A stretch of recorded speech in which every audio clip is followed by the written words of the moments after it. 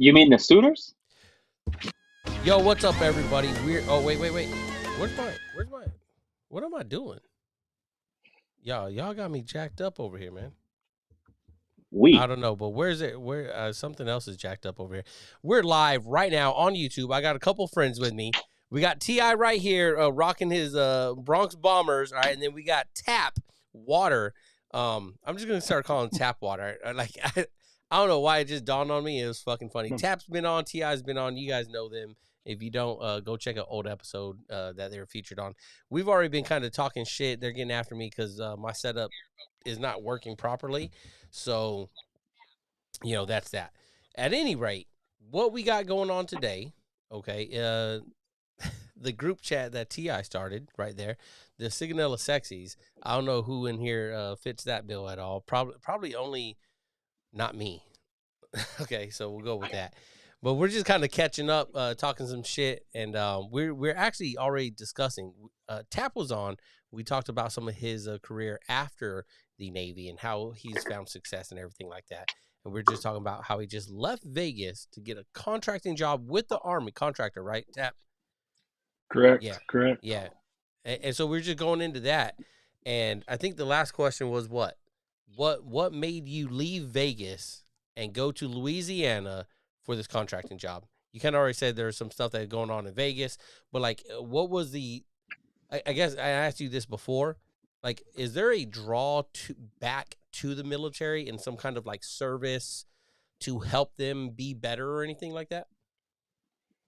Yeah, I mean, I think for me, it's just like having been in the field now almost 10 years and, with my background in the military, yeah, I would love to get back to, um, the military. 'Cause we didn't have this shit when I was in, like strength Yeah, coaches. And I mean, shit, in the Navy, we barely worked out, like I don't remember very many PT sessions we had, especially in SIG, like formal PT, right? So, and I'm a little broken. I'm going through the VA process again for some more shit that I have wrong with me. And, good. if we, if I can help people, while they're in to hopefully stay a little healthier. Obviously, combat readiness too for these guys, right? The brigade I'm with is deployed currently.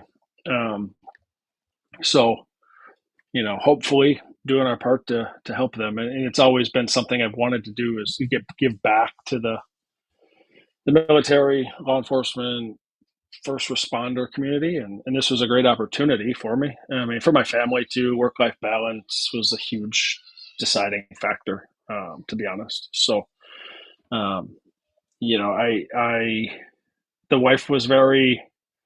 We were skeptical at first. Middle of About nowhere, moving? rural Louisiana. Yeah, I mean, literally Yeah, middle of nowhere. We go yeah. from, like you said, Las Vegas, entertainment capital probably of the world, if not close to it, to literally living 10 minutes from the nearest city of 5,000 people. So, The town, a totally village. different. Yeah, little towns around here, nothing open Sundays. It's different weather, obviously. Bugs that we've never seen, snakes everywhere, gators, it's different, but it's been awesome. We really enjoy it. It's quiet, slow pace of life. Everything's cheap. And you guys live on post, right? We do. We do. That's dope. So housing, that's a No, free I or pay rent, right? I pay okay. rent. All right. It's really cheap though. Yeah, yeah. It's really No, cheap. man, like Utility. I mean, it's cheap. So from an outside looker in, like of just what your wife posts and what you guys post and what you share with social media, you guys look like you're having a blast. You know what I mean? The kids look like they're having fun. Your little rain parties and everything like that. Like, oh man, that's yeah. some real country ass shit that you're doing down there in Louisiana. And you guys look like you're having a blast. And I think as all three of us are now fathers, and so for those that don't know, all three of us. This is kind of why we got together today. We're missing a fourth. He probably got busy or something. Um, but Nah, he just we're big leaguing us. we're all stationed together. First tour, Sigonella, Sicily, 20 years ago now. A long time ago when we were all a lot younger. I was barely any thinner. Them two look a lot the same. I'll tell you that.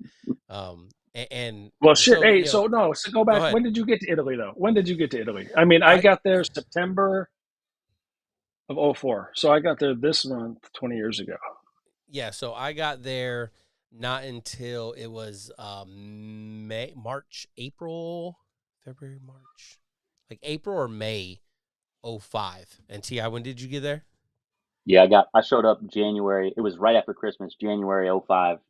Uh, good old Yeah, Foster was my sponsor. I think Foster. who Oh, me too. Me too. he was. That's a Me trifecta because too. he was mine too. Yeah. Foster SK2 Foster, Yeah. Chilean guy. I remember when he picked. I share this story as like a sponsor because he wasn't a bad sponsor or anything, but back No, then he was sponsor awesome. wasn't. Yeah, he picked me up, right, and I don't know if you guys felt the same. I think you guys, Tap, especially you're a little bit older. You went to some school and stuff. Me, I was like fresh, 6 months out of high school. Like I was barely a year out of high school, right? So very young, very never fucking flown ever before I went to Chicago. And Foster picked me up, and he started speaking Spanish to me immediately, right? And I was just looking at him. One, I'm like, what the fuck are you saying? Two, in my mind, being very uncultured at the time, was like, what's this black dude speaking so much Spanish for? Right? And I didn't know. It was just one of those things that I didn't know. And um it was he's Chilean and he speaks fucking Spanish. Spanish as his first language, right? So it was something different. What was it like when you guys when Foster picked you guys up at the Catania airport? Yeah. Well, first of all, he didn't show up. It wasn't him. Oh shit. Um, Okay. yeah, no, I showed up, zero comms with the sponsor. Um, and I'm like, am I supposed to call somebody? And you guys know how it goes. You get in that Catania airport, uh, no cell phone. You're Yeah. just like, how, how do I get in touch with the command? Like, even if there was an Italian phone number in my orders, I don't know how to dial it on this phone. I got no euro. Yeah. Like, what the Yeah. fuck am I supposed to do, man? So instead, old girl, freaking Rodriguez picks me up, right, and takes me and drops me off, and then Foster pulls into like the little space A spot, right, into the terminal there, and that's where Yeah. she drops me off. And then you know him, he's like, hey, what do you had that beat ass Lexus that he drove around? Yeah. Yeah. It was like a His little LS flag 400 or hanging in the something. mirror. Yeah. Oh man, yeah, yeah. And then from there, it was just like, I'm gonna take care of you, man. I'm gonna take care of you. I was like, well, you weren't there to pick me up, so I don't know if I have a good feeling about this. But it turned out to be great, man. You know, he Yeah. got me set up in the room and food and all other stuff. But yeah, it was a little sketch at first. Definitely. What was it for you, Tap? I'd be honest, I don't even remember getting picked up. I know he picked me up or whatever, but like, I don't remember where the fuck it was at. Was it at Catania Airport? I don't even know, to be honest with you. Oh Oh, I man. remember him asking if I played sports. He was like, "You play sports?" I was like, "Yeah, a little bit." And he's like, "You want to come out to what he? I don't know. It was like soccer or something." I was like, "All right, whatever." And then he got me into like, "Oh, you want to play football? You want to play softball's coming up?" And I was like, "Yeah, sure, whatever." So that's how I started meeting people, right? Going to play intramural sports and shit. And then, yeah, that was what we did, you know. And then obviously work, you know. I don't really remember. Like I was telling you guys the other day on the tech, I don't remember a lot of people. I remember Patty SK1. Yeah. Yeah. Um, Yep. you know, I don't remember the chief's name, Brown. but yeah, he Yeah. was. I tell stories about that motherfucker still.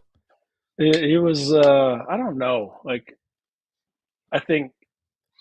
I mean, there's some stories we could probably tell now that Cabana and I had from when we worked mid check together back in '05, '06. Yeah.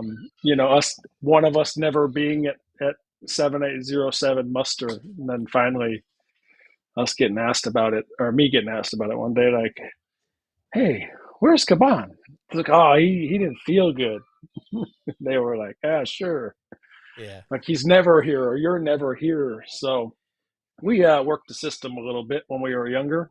Yeah. Got our job done. We got good evals, you know, no big deal. But we definitely worked the system quite a bit. So I definitely enjoyed that about a year that I was there for sure because I didn't work a ton. But then I went on deployment right after that. So that was talking about not having a sponsor.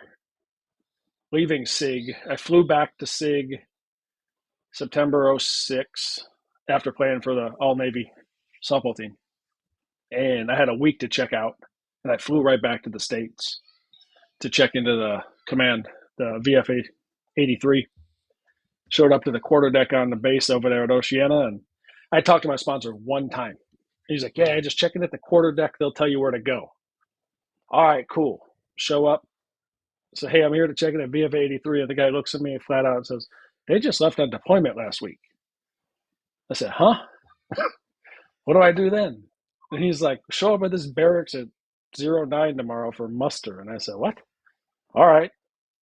Fucking had no idea. So Yeah. 3 weeks later, they flew me back all the way over to fucking wherever to fly out to the aircraft carrier.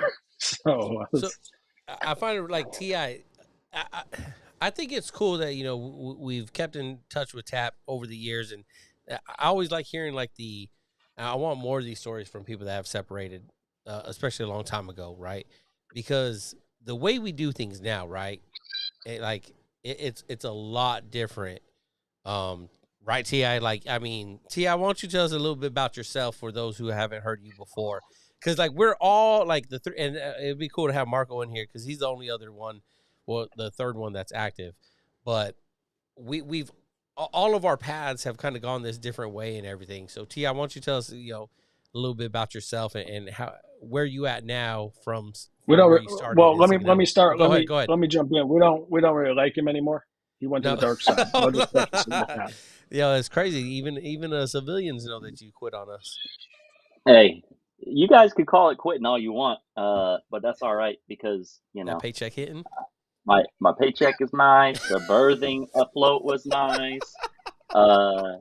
Hey, how about we already had that conversation about inherent trust and working hours and all that stuff. So yeah. But no. I mean, so yeah, these guys will give me a hard. You guys give me a hard time. I love it. And it's been a fun adventure. I'll tell you that. Obviously started out with you two knuckleheads. Had to mentor you guys into being good sailors. That was the first leadership challenge I ever had was training these young bucks up. I was the senior blue shirt out there, and so you full of shit. They were like, hey. Fucking Tap was. He got there in September. You were just more squared away, huh? Hey, you know how they talk about this like positional authority, and then they talk about this like subject matter authority. He was the shitbaggy of shitbaggiest guy when he came. Look, was he? Come on. So Tap. So all right, let's go there. Like Tap. You were there September. I wasn't even in boot camp yet, and you was already on your first duty station. Okay, go ahead. Josh, let me just no. Just let me. Hey, I just got to throw this in there. Only one of us crashed a forklift. That's all I'll say. Okay, buddy. Yes. That shit, bro. I'll never forget that.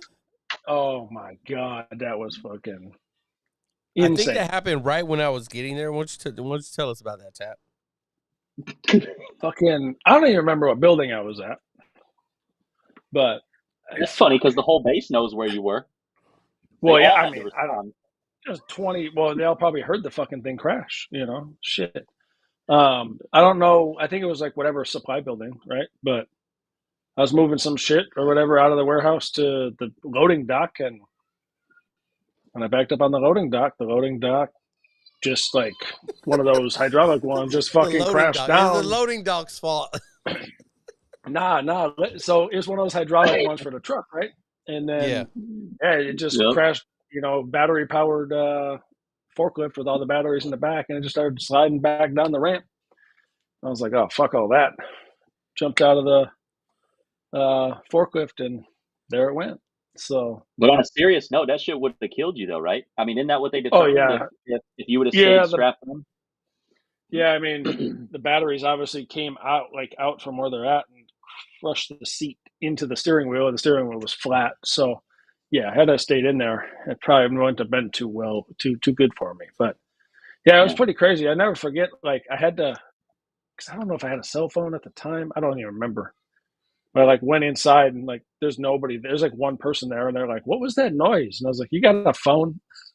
So I call over to fucking ASD, and I'm like, "Hey, so I kind of crashed a forklift." And I think it was Patty. He was like, "What?" It's like, "Yeah, you might want to come see this," kind of thing. And they were like, "God damn." But I don't know. I don't remember nothing else. Like nothing came of it. Obviously, I was just like, "Yeah, fucking look at it. You could see the skid marks. I'm trying to stop it." Shit Whatever. But happens. yeah, it Shit was. happens. Yeah, those are our little personal vehicles, though, and I used to drive them things all up and down the flight line. Forklift, To the moving. galley Yeah, even sometimes. huh? Oh, Going anywhere, but like moving those. What are they? Those fucking rotor blades. Remember that shit from Yeah, behind the building? yeah.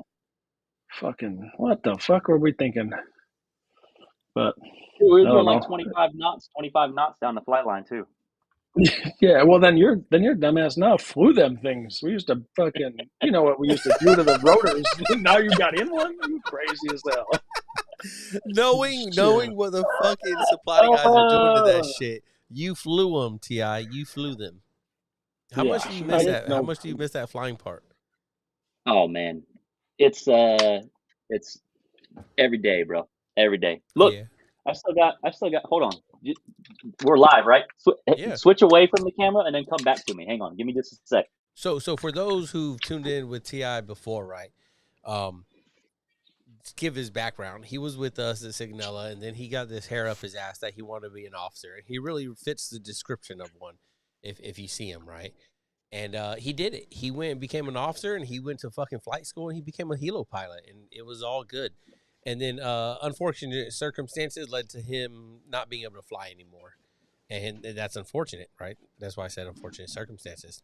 But now, he's the most awesome PAO that I know out there. But I'm sure, as you'll see here, that he still misses it. There he is, fucking in a fucking helmet. Is that your real helmet? Look, I can barely hear you because I got this helmet on. I'm probably yelling right now too. Uh, but check Is this out, is right? that like your Let me, actual? That's your actual one? Is that your actual helmet? I was there saying, we is go. that I'm your back. actual helmet? Yeah, that's the one I flew with. So you don't got no Yep. cool stickers? You never earned no cool stickers or anything, or like nothing like that yet? Hey, that's No. way cooler than the helmet you wore in SIG, though. Way Yeah. cooler than the cranium.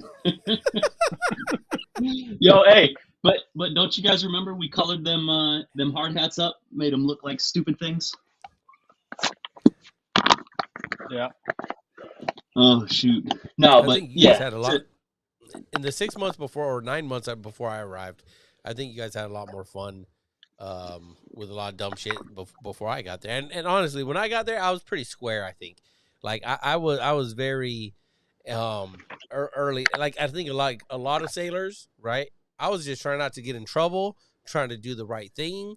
Like I didn't want to fuck up. You know what I mean? So I don't know. Yeah, I think y'all was it's crazy because I don't think junior sailors realize for me because we had like SK2 Borum, the we had SK2 Russell, right? We had all these second classes.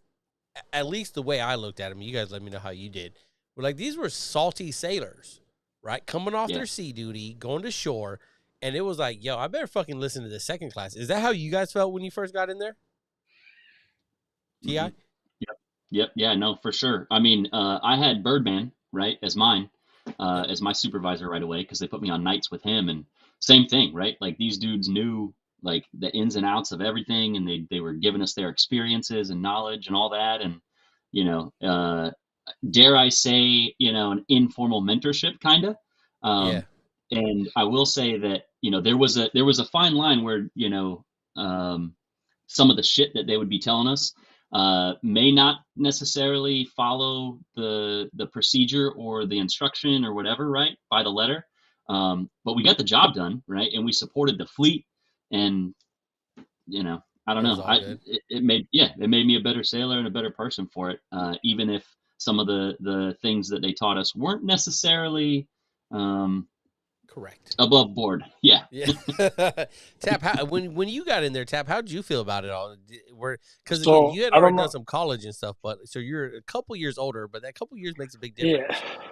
Yeah. I mean, I only did like 6 months of school because I fucking partied too much. And got recruited, work when I was at work. So um, when I got there, I don't know if you guys remember SK1 Truesdale. Mm. Older, like, I mean, he was retired. He retired from there. Like, he had been in 18, 19 years. Heavier set dude. He was my LPO of my like shop right away, like when I first got there. So he'd been around for fucking ever. And he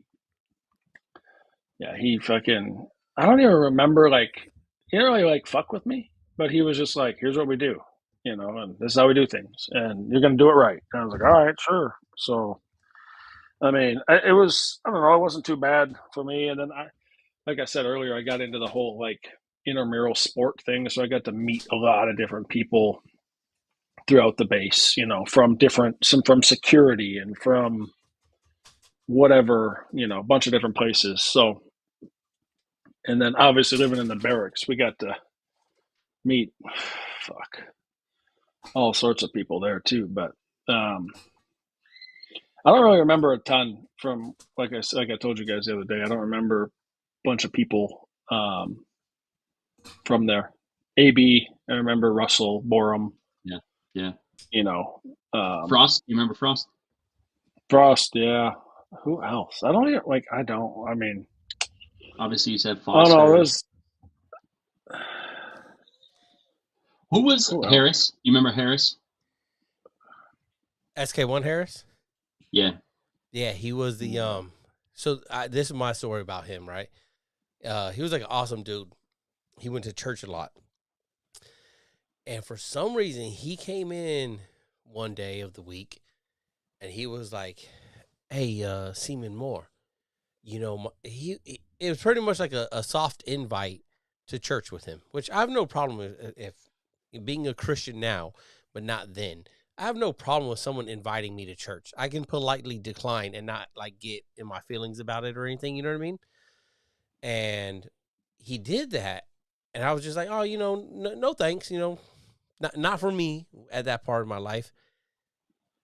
And again, I was pretty fucking square about shit. I went out with we all went out, but like when I went out, I wasn't too crazy or doing too much.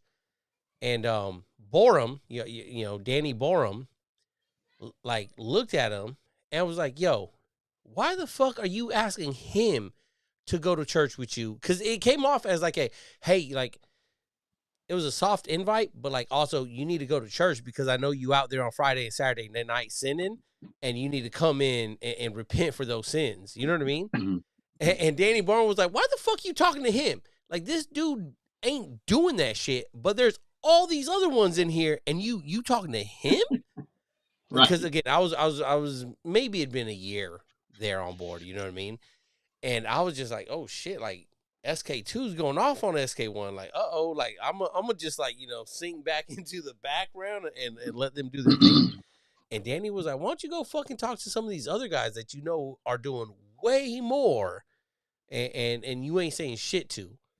And Harris just kind of like, "Well, you're like kind of start backtracking and trying to talk his way out of it." I was just like, "Hey man, thanks for the invite, but appreciate it, nah, thank you." That's the only story I got about him. That dude was like never around. I don't ever remember him being around. I don't know if either of you do, but he was there for a little bit. I don't even remember him leaving. No, that's true. Yeah, I don't remember either. I can't even put a face to the name. I've been so damn long. He had glasses. Like light-skinned brother, glasses, had that like that real like that, like the unk. Yo, what up, unk? The real smooth, like whole fit look tight when he go to church, real smooth, like player, but then he found Jesus and like that. But I mean, like I didn't have no problems with him or anything. It's just, that's the only interaction I remember with him. And he might have been shoveled off to like the warehouse or something, because they're the end. I think Tappy, you'd probably already left. T.I., you might have been on your IA. there's a lot of like reshuffling and moving people around. Even James went over to Oh, the I think bear I know house who and you're shit. talking. I think I know who you're talking about. Harris. Yeah, I think I know who you're talking Yeah, about. Yeah. yeah, Yeah, he if we saw him out, he was always dressed real nice and shit.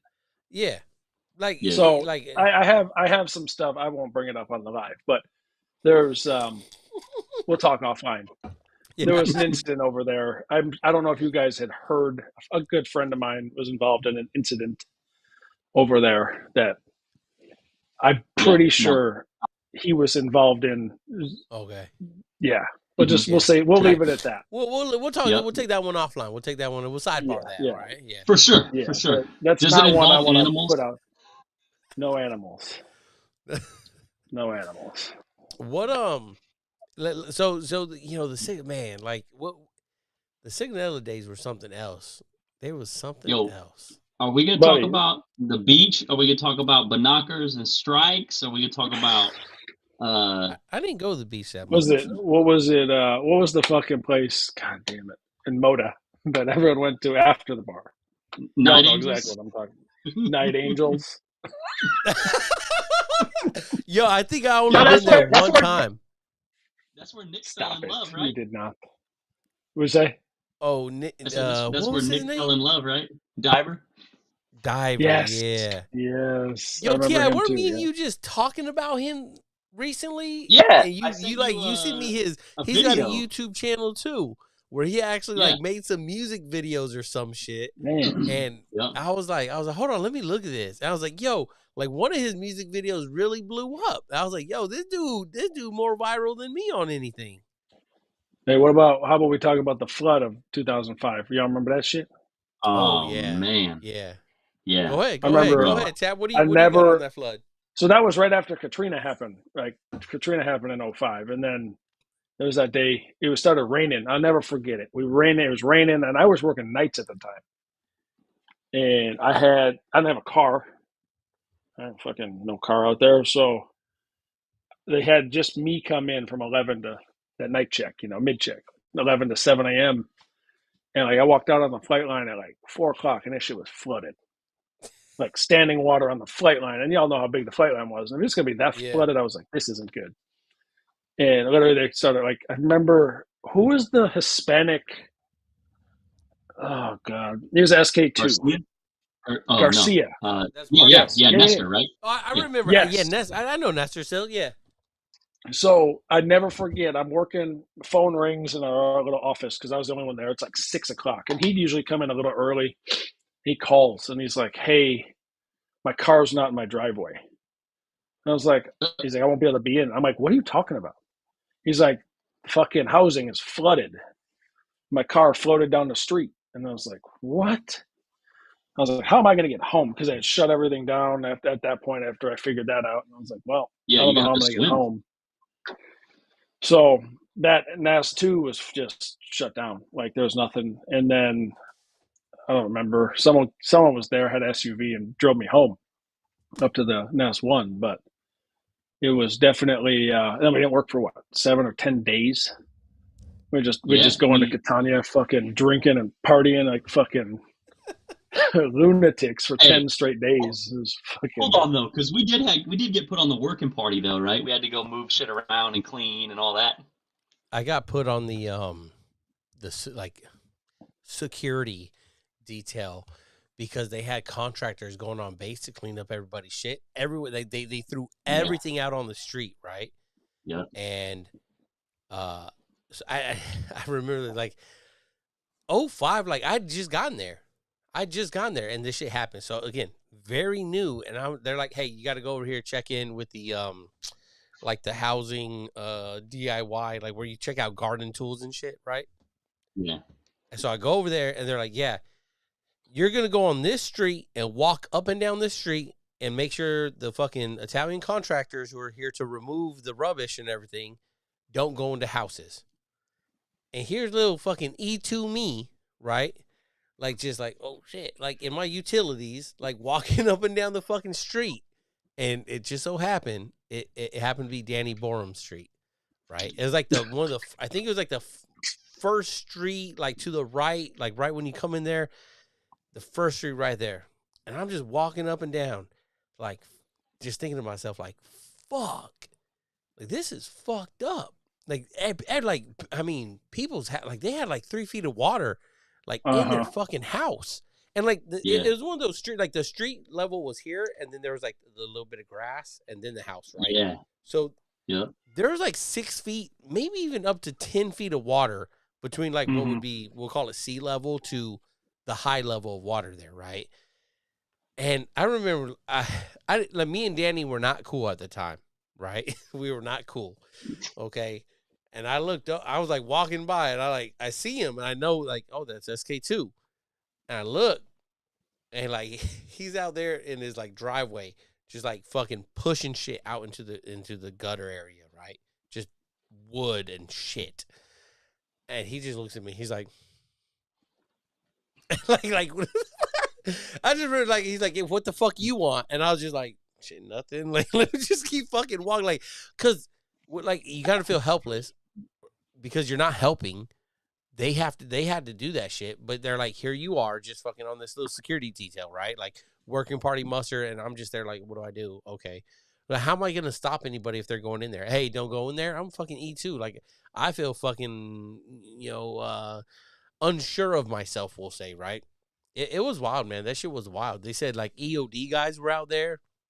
With their boats and shit. In the ribs, and and their boats and shit, fucking looking for people, make sure, like, I don't think anyone died. Do you guys know if there were any casualties or anything like that? I don't think so. I still have the Sigonella newspaper. Yeah. From that flood. It's somewhere in my house. I know I found it when we were moving from Vegas. I was like, holy shit. Yeah. It was insane. There's good pictures in there, but that shit, I mean, it's 20 years ago, so it's whatever. It's crazy times. Yeah, that was a wild few weeks for sure. But the craziest part was, like, NAS 1 was fine. Like, there's no flood there. Going on over there. Like, that's where we're all living and shit. Just fucking, like, why are we out for? And housing. Yeah. Yeah, that sucks. Yeah. That's crazy. But, damn. I don't know, T.I., man. what was your favorite club? Did you like the wintertime right there across the street? I'll be right back. Yeah, go ahead. Or did you prefer that summertime binoculars? We'd have to get James. I'm gonna text James. You go ahead. Yeah. No, I look. Obviously, showing up from early on, right? Like, I think we evolved, right? Like, because everybody started out, because we lived on NAS 1, we would go to strikes. Remember? Yeah. And so we would start there, and then once we figured out that, like, hey, this ain't the spot. Like, we got to figure out somewhere else. And it was the summer, right? Hitting binoculars was nice. And for those that are unfamiliar with the Italian lifestyle, the Italian lifestyle. You don't really go out to the club until what, like 11? I mean, and if we were riding along with James, hell, we wouldn't even get out the door until 1 o'clock if we would get out.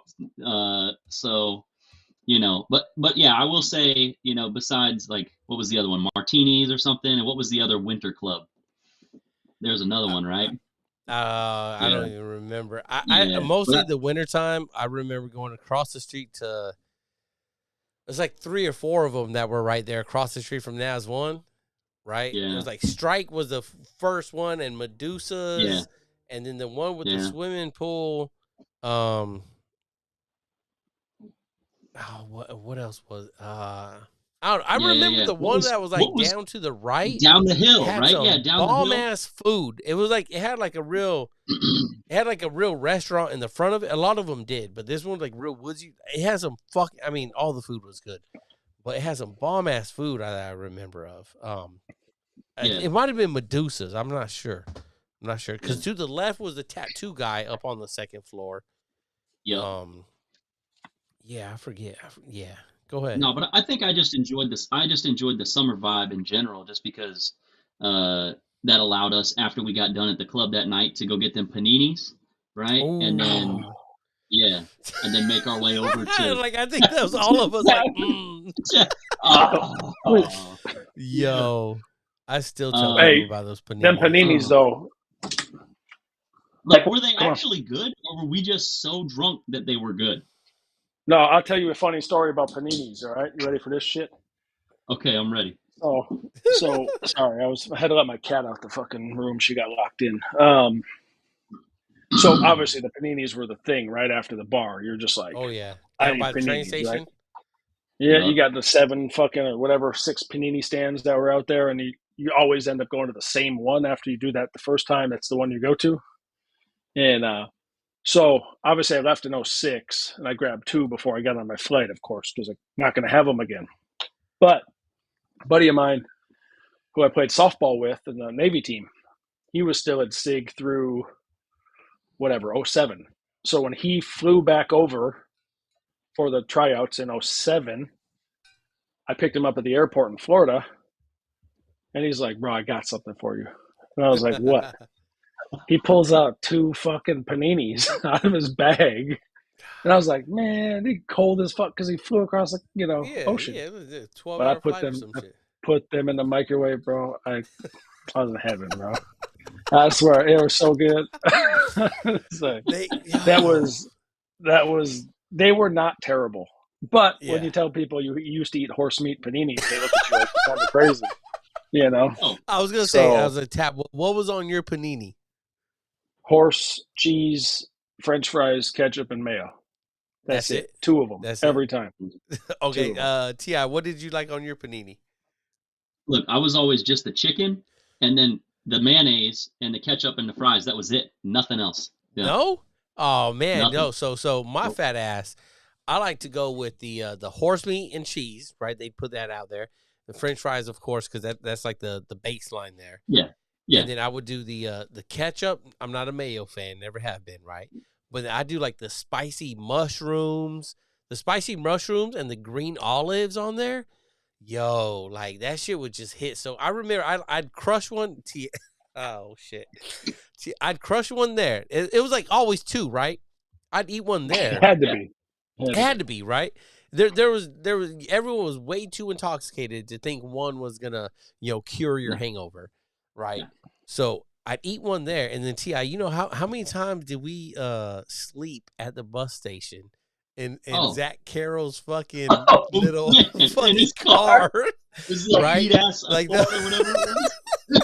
the 4 of us, it'd be like me, you, Zelo, and Feet, then bro. Feet were everywhere. Like, out the window, and then as soon as yeah, we'd make it back to base, I'd eat the other one and then pass out for a couple more hours, man. Like yeah. I remember, like we'd pass out there, and it was like the bus station is dead at like fucking bro, fuck. Like I don't think people understand, and No. you guys tell me how what you think of it. Like, see how you kind of brought it up, like how the club atmosphere did not start until like 11 midnight, almost 1 in the morning, Yeah. especially during the summertime, right?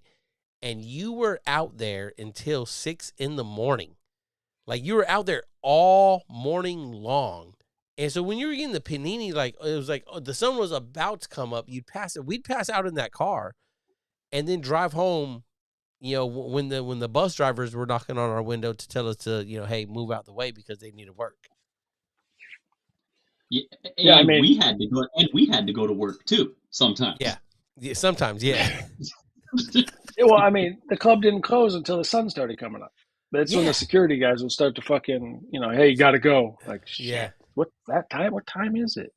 I never. Yeah, Yeah. it was insane. I mean, y'all go to the same panini stand every time though? Yeah.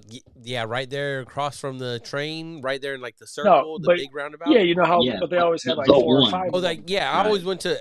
My memory says it was like the one always on the left end. On the left. Yeah, on the left. Yeah, yeah, Yep. Yeah. Yep. yeah.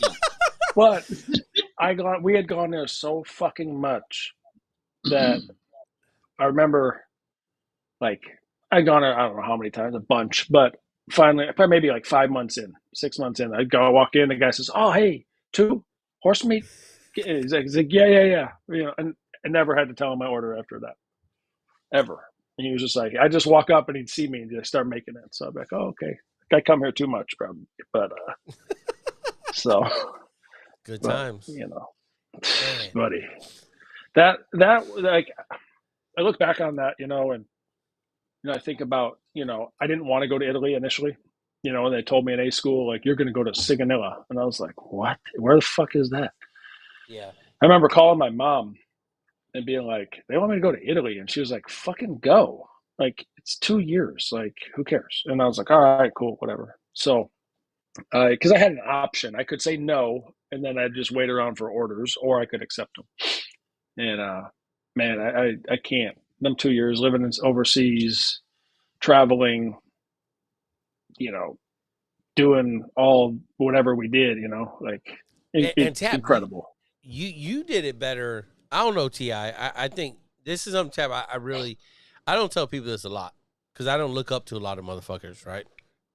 I look up to you and that tour there as what a first term like sailor that should be taking advantage of the Navy should do. You traveled a lot, right? Yeah, I don't know how I afforded all of it, to be honest with you. Um, I was not in debt. I didn't like spend money I didn't have, but like I would have just like let's see, I went to Oktoberfest, Yeah, and it I happened remember to you. where Rennie and my roommate won a trip, or someone won a trip and could take one person, and I had like a college class or something, so I couldn't go with. So they're like, just buy your flight. You just crash on our floor. So I bought a flight, super cheap. For 3 days, we went to Oktoberfest. That was fucking, oh my God. I don't remember any of it. I flew up to Paris for a 4-day Thanksgiving weekend. And we just like rented some fucking cheap ass hotel or whatever the hell we The did. You know, hostels, like, man. uh, we went to Malta. I don't know how many times I went down to Malta. They were smart though, because they had that Friday evening flight, you know, the one Mm-hmm. that would leave at 7 o'clock or something, get there at 8 o'clock, and then so you could party all night. And then they had the 5 o'clock p.m. flight Sunday to get you back by 6 and ready to go to work the next, you know. So, and then you just find a place to stay. Yeah. We probably won't talk about all that stuff, but I would literally fly to Malta on a weekend and not get a hotel room, and just like, I'll figure it out, you know, Yeah, and bring like a little bag, like that was it, you know. couple changes of clothes. But That's it. yeah, I mean, we'd go to Rome. Like Rome was what, a 6 hour drive or something like that, 7 hour We did drive. that. Like, Ti, do you remember doing that one? No, I never. Guys, listen. I never left the island. oh No. my God, you fucking missed out, Never. buddy. So I Well, know, hey, again, like I you got to fucked up. remember. You Go got ahead. Go ahead. you got to remember. You got to remember, Rick. You got to remember. He was a little weird, right? A little awkward. He didn't really like talking to girls, you know. So that's how I got on it. You know, I made some friends, and we would go on trips. You know, nothing. Yeah. You know, so That's right, Ti. We all know. Me and you both were afraid to talk to girls, man. We were both afraid to Hey, talk to girls. well, not Probably more than you. you. Look, but Ti, you weren't on the road. You were on the Rome trip. No, nope. No, the furthest I went, guys, is I mean, hell, I couldn't even tell you. Like the longest I was in a car for any trip that we went on was maybe like an hour and a half. That was about it. Really? Yeah, I never got do you outside of ever that. go to Palermo? Never, never. Nope, never to Palermo. Mm-mm. Oh my God, you missed out on Nope. that shit. That shit was crazy over there. Yeah, So we got never. James Russell in the chat, Oh, shouting out the Jesus. West Side. A shut You need in. to Oh, get Russell on Hold the up. video, is You what want you to? need to You do. well, want to know yeah. why I was? I tried to add him in. But I think since we're live, it won't let him join. Look, Mm. you want to know why I was a shut in, James? Was because I never had a ride to go nowhere because some motherfucker would never show up. I'm just So saying. all right, Look, let's talk about. We got James Russell in the chat. I can't add him. I can't add him to the live, and it's probably for good reason, right? Because he James Russell was one of the SK2s He got to there, be right? old. He got to be Go ahead, old Tap. now too, huh? Yeah. Oh yeah, he pushing 50 at least. hey, he's like Oof. he's 100% permanent and total disability. He got 2 replaced knees. Him being so proud being from LA, he's not even allowed back in the state, are you, James? You can't even come home, can you? Can't even come home. Hey, Didn't he always talk about how he's so good at basketball too? He Wasn't? did. He did. Well, Yeah, yeah, but he I was think just at wearing the one point sweatsuit. James. So hold on. Let me. All right. So James Russell, he's been on the podcast too. A lot of the early episodes, we talked to some comic book shows and stuff. James, that's a homie for real. Okay, like there's no. We're gonna clown on him now because we grown up and he's old as fuck. Okay. He's a eat a dick, puss.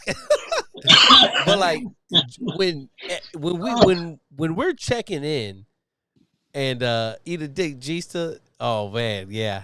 So when we're Hey, but I'm checking saying, in, James Russell is an SK2 salty coming off of sea duty, like, and from what I remember, like in my E2 mind, he knew his shit when it came to supply, right?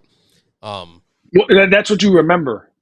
But now that you're Again, 20 yeah, years in, 20 years in, yes, would you say the same thing?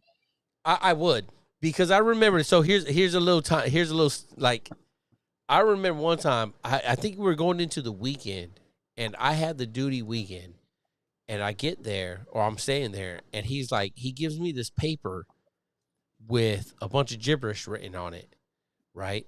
And what it was a mill strip, right? AO1, SDR, SDA, SDN, whatever. SDN will be San Diego, but it's a mill strip, 80 card column, right? And oh damn, he just hold on. I will come back to this.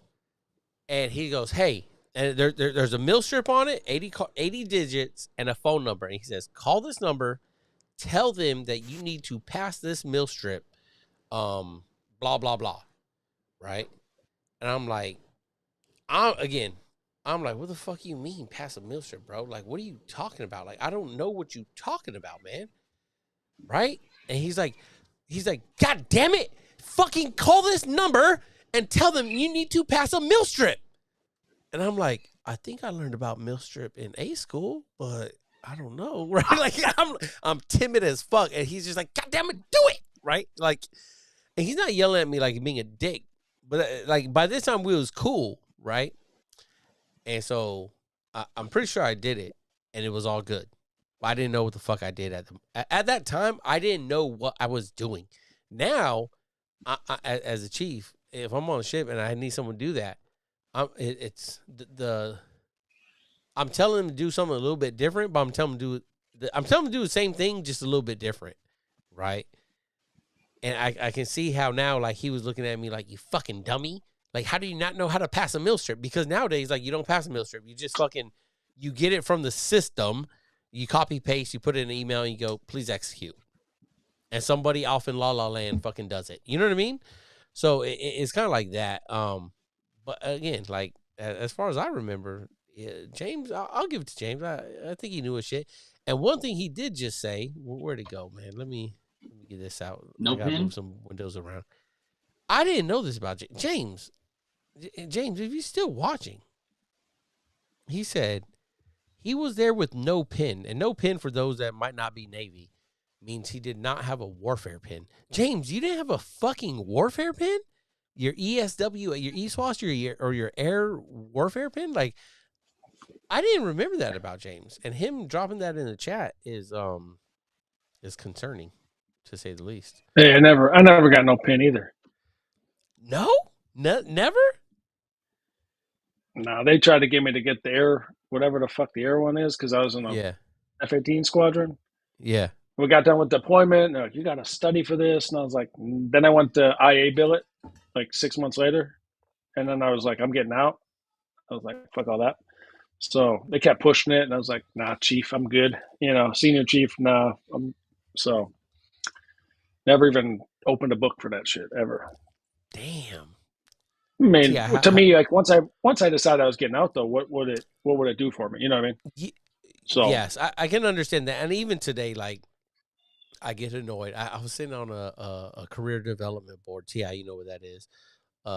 TAP for just exactly that, like it sounds. Career development board, right? For a junior sailor, and the command senior chief started down that road of,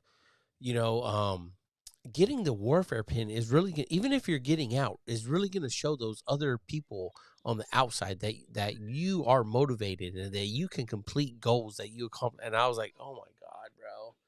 I was like, why the fuck are you selling them this line of shit? Like, no company outside of the fucking Navy gives a damn about a fucking warfare pin. Like, why are you saying any of this? You know what I mean? Like, this is just a line of bullshit. But there he was, fucking trying to sell it, you know? I've had zero people, and I mean, I've been in a lot of different jobs and interviews, ever ask me about, like, other than like, oh, I bring it up maybe like, oh, I'm a Navy veteran, and that's literally it. Like, Yeah. they don't even ask what rank I got to. It's not on my resume. Like, not one time has anyone been like, were you whatever, this or that? Did you get to E5? Nope. Like, They what? just they want to know mostly about veteran status, if you have it or not.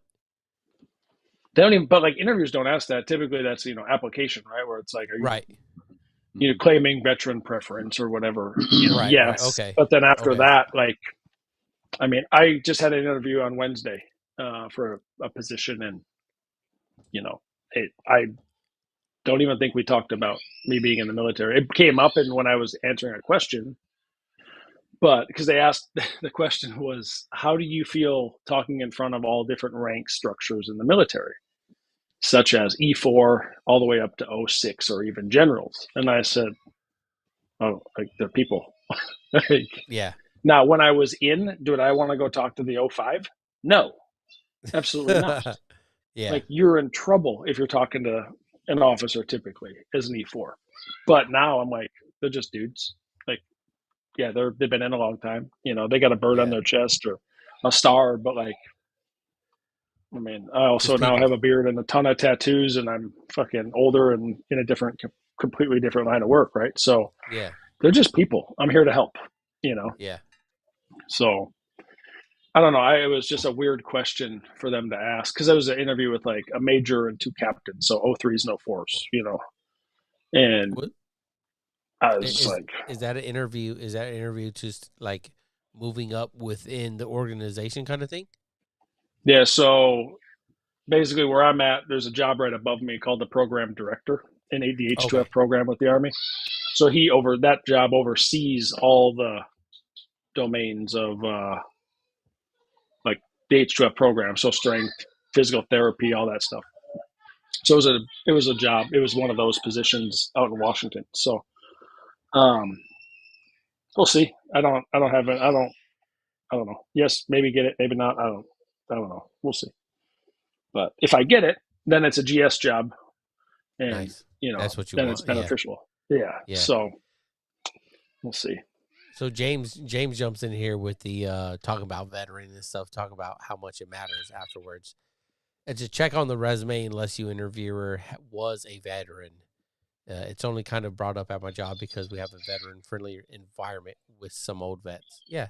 Yeah. Like I think we and to kind of come into this part of it a little bit, right? The chief and me, like, we overplay that way too much about how much some of that bullshit, how maybe bullshit's not correct, but like how we tell people that it matters a lot more than it does. Ti, have you ever experienced anything like that with sailors getting out, kind of having to listen to maybe the chief or another officer that doesn't know better or anything, fucking try to tell these junior sailors like, oh, when you get out, that matters so much? Or have you experienced anything like that? Oh yeah. And I'll even do one even a little uglier, I guess, or even more asinine. How about watch standing, right? Like watch qualifications before you get out. Someone's brought that Yeah, up. yeah, Oh yeah. No, God. somebody had already gone through TAPS class, like terminal date identified, and they were like 4 months out, and they were like, you gotta get this qualification, or we're gonna, whatever it is, like you'll have extra duty and this other stuff, and I'm just like, what in the fuck? Like, we don't give a shit. Like, sure, he can help the watch bill, but like, he's not actually going to stand that watch if he's Yeah. qualified. Why are we going to continue to push him? And it's this like pursuit of excellence and whatever else. And I'm like, hey, I get that, but this guy has never been a problem. And just let him do what the fuck he needs to do. Let's help him be successful and prepare for the outside world. He could use that time preparing a resume or doing something useful. Train the guys that are there still, so that knowledge isn't lost, right? I'd rather have him doing that than worried about some stupid ass watch. Yeah. But no, I mean, I think there is something to be said for the process. And like anything that I have learned in, at least in my career, is it's not even necessarily about the qual. It's about the connection that you build with people as you're going through it. You know, being able to hunt down a SME and be like, yo, give me your knowledge, bro. Even if it's not something that's in this book, if it's not a line item in this book, give me that fucking knowledge so that I know I'm smarter, I'm better for it, right? And so that's kind of the idea. That's my take on it.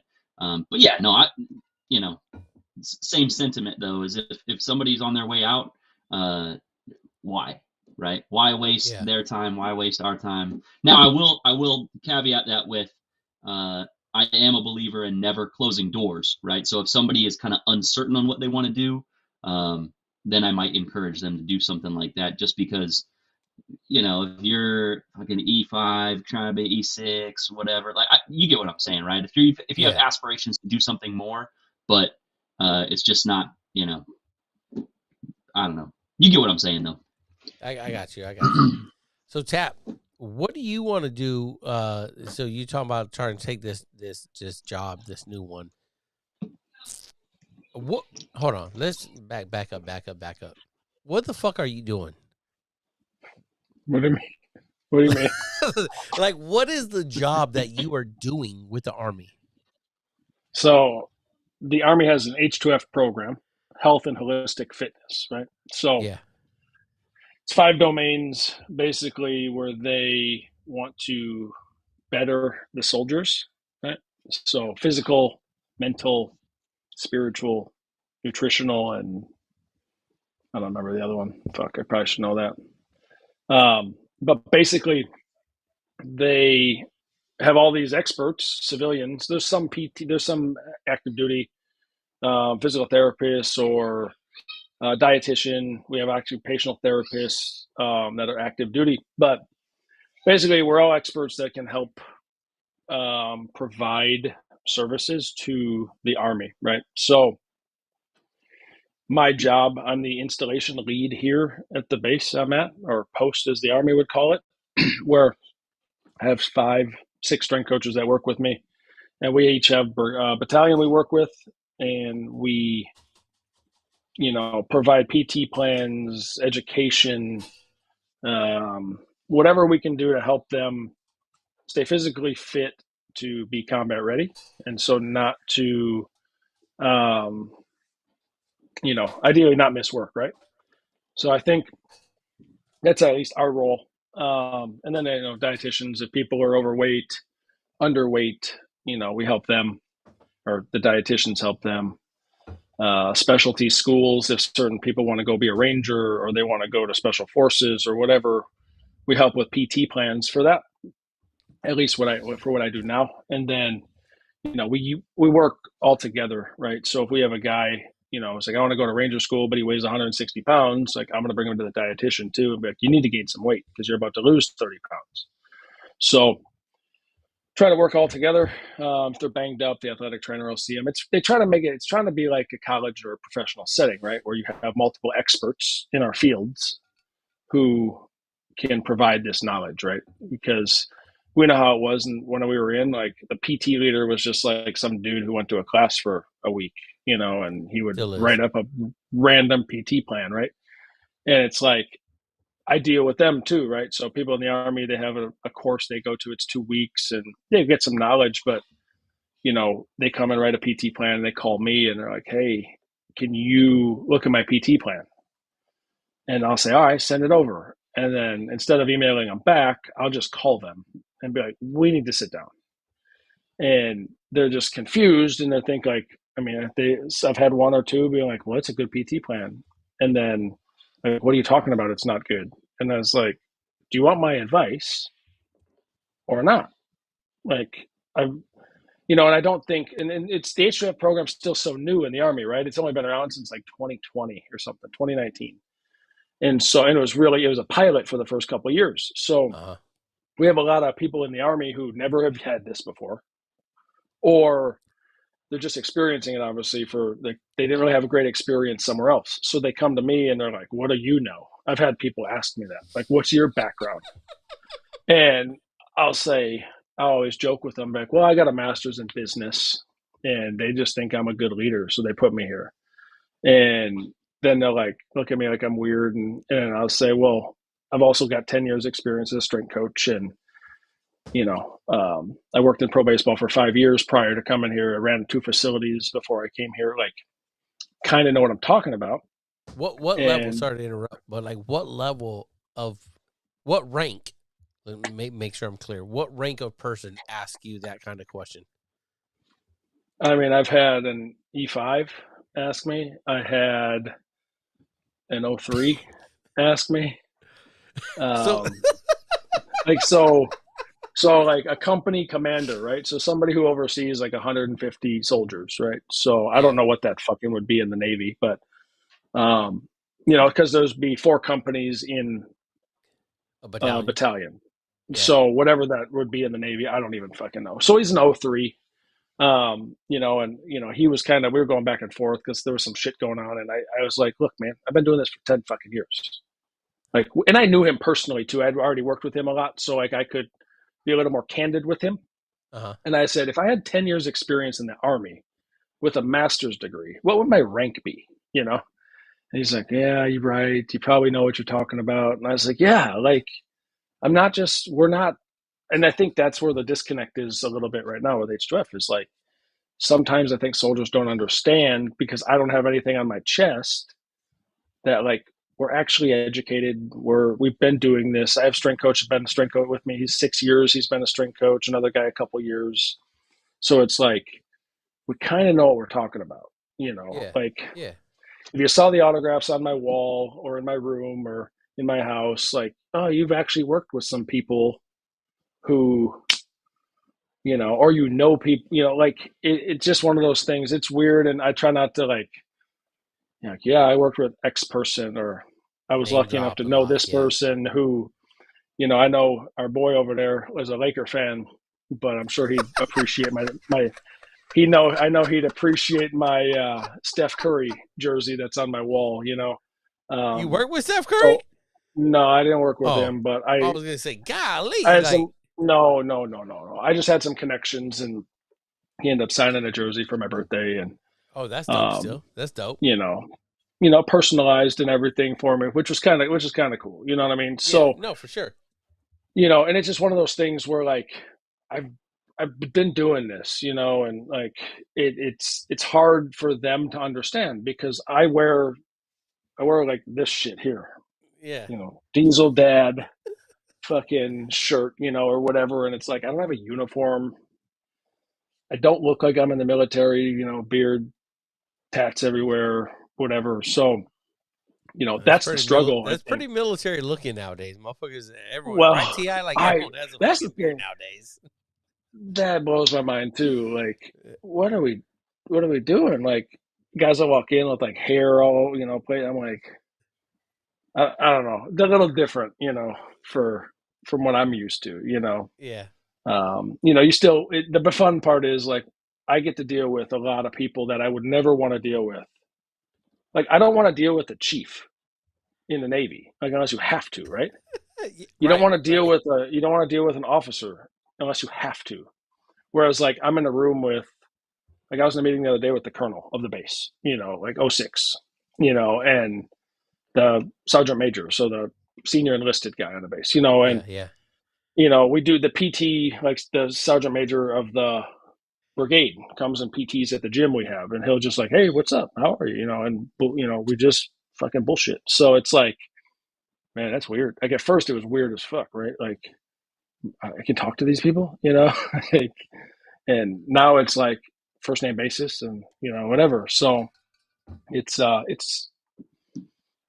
and then I'll ask them sometimes about the whatever, or they'll start chewing somebody out for something because they see a soldier doing whatever, and I'm like, oh, that's the military I remember. It's a little different for sure. You can definitely tell. Being an outsider now, it's interesting for sure. But So that's what I do. I train soldiers. We try to get them better. Some want to do it, some don't. The Army culture is a lot different than the Navy culture. I don't know Yeah. when the last time you guys actually did PT as a group. Probably in SIG. But like I remember at my squadron, them coming to us one day and say, "Hey, we got PT, like Command PT. unit squadron." Yeah, like in 2 days. And I remember all of us being like, "What? What are we? All The of fuck we us?" doing?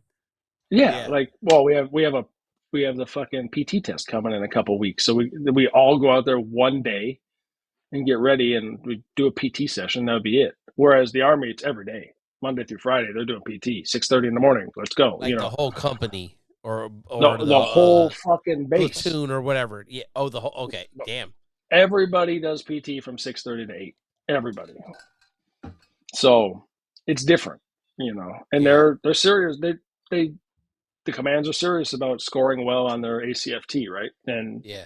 if you don't, then you get a phone call from somebody like, "Hey, this guy needs to fucking run better, or this guy needs to whatever." So then we'll try to work with them, and but it try to touch. I mean, we have 4,000 soldiers in our brigade, so and 6 strength coaches. So it's a challenge, but Golly. we're doing what we can, right, to the best of our ability. So it's cool. I think it's going to be a great program. It's growing. It's going to keep growing. In 3, 4, 5 years, it'll be a everyday thing for everybody in the Army. So it's cool to be in it now to see where it's at and see where it'll be in 5 years. Yeah. So maybe the Navy will catch up at some point. So Ti, let's go to you because you're smarter than me. Okay, so I'll ask you the question. Okay, after listening to Tap and knowing everything he does now, where or how much do we need him in the Navy for all of the Navy? Because again, this is something me and Tap talked about before. Was like they have him over on Coronado for those guys, right? That are making those guys, it's a whole different world. They have them and special doctors and therapists and everything to make sure that the Coronado guys are ready at the top of the game. How much do we need that in the fleet? Because you come from, like, you've been on a carrier, I'll say you've seen it all, right? You've seen the little bit of enlisted side, as we share about, not PT and at all 20 years ago in Sigonella every now and then, to the little bit enlisted side, to the, and I know you still work out and you've always been into fitness, into the squadron, now into the carrier where you had a fit boss and there's civilians underway with you for all that shit that takes care of that. Where do we need TAP in the Navy? I mean, I think, quite honestly, right, where you've got to start with this is obviously, like he mentioned, it's different. It's a different service. We do different things. And so, our work environment is completely different than that of what the Army's is. And so then the requirements can be different than what the Army's is. Therefore, our PT tests and everything else different than what the Army's is. And I don't think it shouldn't surprise anybody out there, right, that there's not a whole lot of room to do different sorts of activities on ships. Carrier, absolutely. Big deck amphib, sure. But besides that, the small boys, you and I both know how small some of those gyms are and how crowded they can get, especially after being underway. Let's put it out there like this, right? Is someone like TAP going to go deploy with a unit in the Army and be forward deployed with them when they're in whatever combat zone, right? I imagine not. TAP, correct me if I'm wrong, but I'll correct you. I'll correct you then. Yeah. So we're in talks right now going over with, now they're not in Iraq, right? They're deployed elsewhere, but there's talks of us going overseas with them for some time, but it's not the middle of nowhere, right? It's not Iraq, it's not Afghanistan, and that would never happen for our contractors. Right. So. Right. But for the Navy, they're on the ship in the Red Sea, launching aircraft to go shoot down Houthi missiles, you name it. And then after those guys get back from landing the jets, they do have a fit boss if they want to go. And in my head, where it makes the most sense is things like that for those folks that are dealing with that stress after combat operations, that sort of thing, to relieve mentally, right? That's where I think it matters the most for us. Because the job on a ship, while it can certainly be physically demanding, we all know that it depends on what job that is. A yeoman is not doing the same thing as a damage controlman, is not doing the same thing as a mass communication specialist. And so therefore, the working out in my mind is more for a mental break than it is for anything else. It's how they manage their free time to get a break from the deployment, right? Because let's be honest, you're on that ship, you're wherever, it doesn't matter where you're deployed. Some of those folks, their office where they work is maybe a couple 100 feet away from where they're sleeping, where they're eating, where they're shitting, where they're showering, all these things. And oh, by the way, they can never get away from their coworkers, right? And so imagine, a job like that where you can never get away from them. And of course that's during a deployment. And so I'm not trying to, to disagree with or to emphasize, hey, our Navy's more difficult, that sort of thing. No, I just think there's a different purpose. And I believe that the fit boss on the carriers, putting those folks on the big decks, that's the right move. Now, when we talk about developing them for programs and that sort of thing, just like you said at Coronado, spot on. I love it. Maybe throw them somewhere else. Maybe throw them in, I don't know, maybe the squadrons need them because their bodies need to learn to withstand G-forces and that sort of stuff, right? I don't know. But, no. But don't you think, so, let me see. Having worked on Coronado, it was available to everybody. It made everybody better because on Coronado, like the person, the human is the tool, is the implement of war. It doesn't matter if you're the SEAL or if you're in the support role. Like they still need you physically capable and mentally capable of supporting in that aspect, right? How would we? The Navy needs it, right? Like TAP and TI. Like I TAP. I know you haven't been around Navy very much or anything. I know I fucking need it, right? Like I guess my question is like how could we implement it? How could we do it? Do we need to change the PFA? Like and TAP, let me know. Like I think you said like it's only been around for like 4 years or something. Like the Army Combat Fitness Test, ACFT, right? It's only been around for a little bit, and it's a lot more broad with like the throw, the drag, the run. It's a lot more of like this is what you're going to be doing, and I know people talk about like in the Navy, trying to fight off the sneeze. I got an itch. I'm not gonna do it. I don't know. Bless you. Yes, thank you. Oh God, help me. Oh, do we need to change it to something that is more like DC involved, like firefighting? Like when the plebes, I think they call them, right, go through like firefighting school of like a hose drag of this or that. Like every Marine a rifleman, every sailor a DC man. Like what do we need to do? TI, I'll kick it to you first. What do we need to do first, and then TI, I'll let you. Like I want TI to say like what do we need to do to be more fit to fight the casualty, to fight the ship, and then I will kick it over to TAP to say like how could we do that? No, I think you're spot on. And what I'll do is I'll take a page out of the Marine Corps book for us. Yut, Ra, Kill, and that is they've got two different tests, right?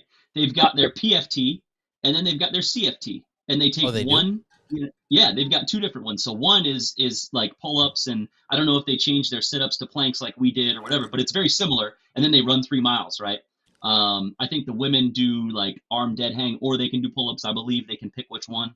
But anyways, so they've got that. I think that one is in like the spring, right? That first 6 months. And then they have their combat fitness test, which is, they do the buddy drag and the 880 sprint with their stuff on, right? You've seen them do all that stuff. And grenade toss, crawl, ammo can press, carry, that kind of stuff. So it's like a combat fitness test. And I think that you're right here. What we ought to do is is create something similar that's damage control specific, right? Let's see how fast you can get your stuff on, right? Get your SCBA, get all your gear on, right? Climb through some porthole, whatever, or not porthole, but you know what I'm saying, the hatch. Yeah. You know, go do something, drag a hose out, you know, bring it back, I don't know, drag a body out of a room or something. For sure, you know, I think that would be terrific. And I think, quite honestly, it would certainly get some resistance, but much like the Marine Corps, right? It does help build some camaraderie and some it's team building shit, and it's what every sailor does. That's surface Navy. Sure, the aviators might not do it as much. The sub guys do, right? We know that. Yeah. But I think, you know, and hell, maybe even make it community specific. You know, find something that pertains to that. And when you're in the UIC, that is a particular community, that's the specialized test that you take once a year. Tap, what do you got? Well, help the Navy, I'll put it this man, way. because help the Navy, man. I'll put it this way. Veteran. So when I was on the carrier, I was part of a squadron. If we had to do a fitness test specific to the squadron, it'd probably be just like picking up a box, right? We had a fire on the boat. They put a call, the little siren goes off. You know where I went? To my fucking office, and we hung out and drank soda and ate chips while the people on the boat fought the fire, right? So, like, we didn't do any of that. General quarters, drills, like, we just went to our office, right? So, I think it'd be very difficult in the Navy to do a specific test. Now, and then obviously the underway thing, right? The fit boss job, there's always available, you know, for me. Like, I could apply, but then it's like, you go on deployment with the boat. Like, I got out of the Navy and not do that. You know what I mean? So, No, I feel like, you, there's no way I'm leaving for 9 months away from my family. It's just not happening. So you're going to get younger strength coaches even in that role typically, you know, or if they're older, maybe they're single, whatever, you know. But I don't know. It's really tough to think about, like, on the Navy side, like, how do you do that, right? Could you have somebody at, like, a base? Or could you have a team at, you know, in Norfolk? Could you have a team at Oceana? Could you have a team of people that are just available, you know? And when, you know, like Coronado, obviously Special Operations has it already. You know, they're embedded in there. You know, they have a lot more money. They have a lot more specialized mission, right? I had a good buddy of mine who was in Italy with us. He worked somewhere else, but he was embedded with the SEAL team as like a mechanic for their boats and stuff. But he trained with them and did all that shit. So, like, he got to experience that. But yeah, I don't know. Like, it's tough. Like, what about, and even the Air Force, they're starting to come up with programs for pilots as well as then, like, just everybody else, right? So there's jobs opening up for what I do on locations all over the place for the Air Force, right? They're building mental health professionals, strength coaches, trainers, you know, physical therapists, and putting them on bases, and then people can come work with them if needed, right? With squadrons or however the Air Force has it set up. But maybe that's what you do for the Navy is, like, I'm at Oceana, like, there's a team of however many, you know, and we're available to anybody on this installation or base to come work with us. You know, that probably be the first thing to do. And then, you know, I don't know. It's a tough one for the Navy because the job, like, is so different. The Army is the Army. Like, everybody goes in the convoy when they fly in wherever, and then they're going to go, yeah, some are office people or some are cooks or whatever. But at the end of the day, like, in a convoy, if you're the cook, you still might get shot at and might have to fire and shoot back. So it's a lot different than the Navy. Like, we're on a boat. We're, you know, nothing's probably getting close to a carrier. Sorry to say that. They'll try, but, you know, it so might this be is where different now. I'm gonna It jump might be in. different now. Might be different now, but it's, I don't know. Yeah, I think as your resident fat boy, okay, I would appreciate if there were more what do you call you guys? More access to resources. You are a resource tap, right? Mhm. Yep. More resources for the fleet to utilize in specific. We're not going to be able to put a contractor or a GS on every ship. We know that, right? That's why they're on the carriers, because that's our capital asset, right? But if there's more of you available to be like, hey, at like the ISIC or the like the what would be like the TI, you tell me echelon 3 or echelon 2 level, right? For like surface to be like, hey, this is what we. Put This them is with the the fit. TICOMs. TICOMs are There you main go. training. Yes. Yeah. Yes. At the TICOM level. Thank you, TI. That's why you're the officer, right? At the TICOM level, to push like, hey, this is the fitness that we're pushing, because we are entering an era, and so I'm gonna go super Navy here, super chief. Okay, we're entering a time period where the surface fleet is going to be at war in maybe 3 to 5 years. Maybe I hope I'm wrong. I'm probably not going to be wrong, because China's talking about it, and our own government and our own policy officials and everyone is talking about it, right? 2027. Okay.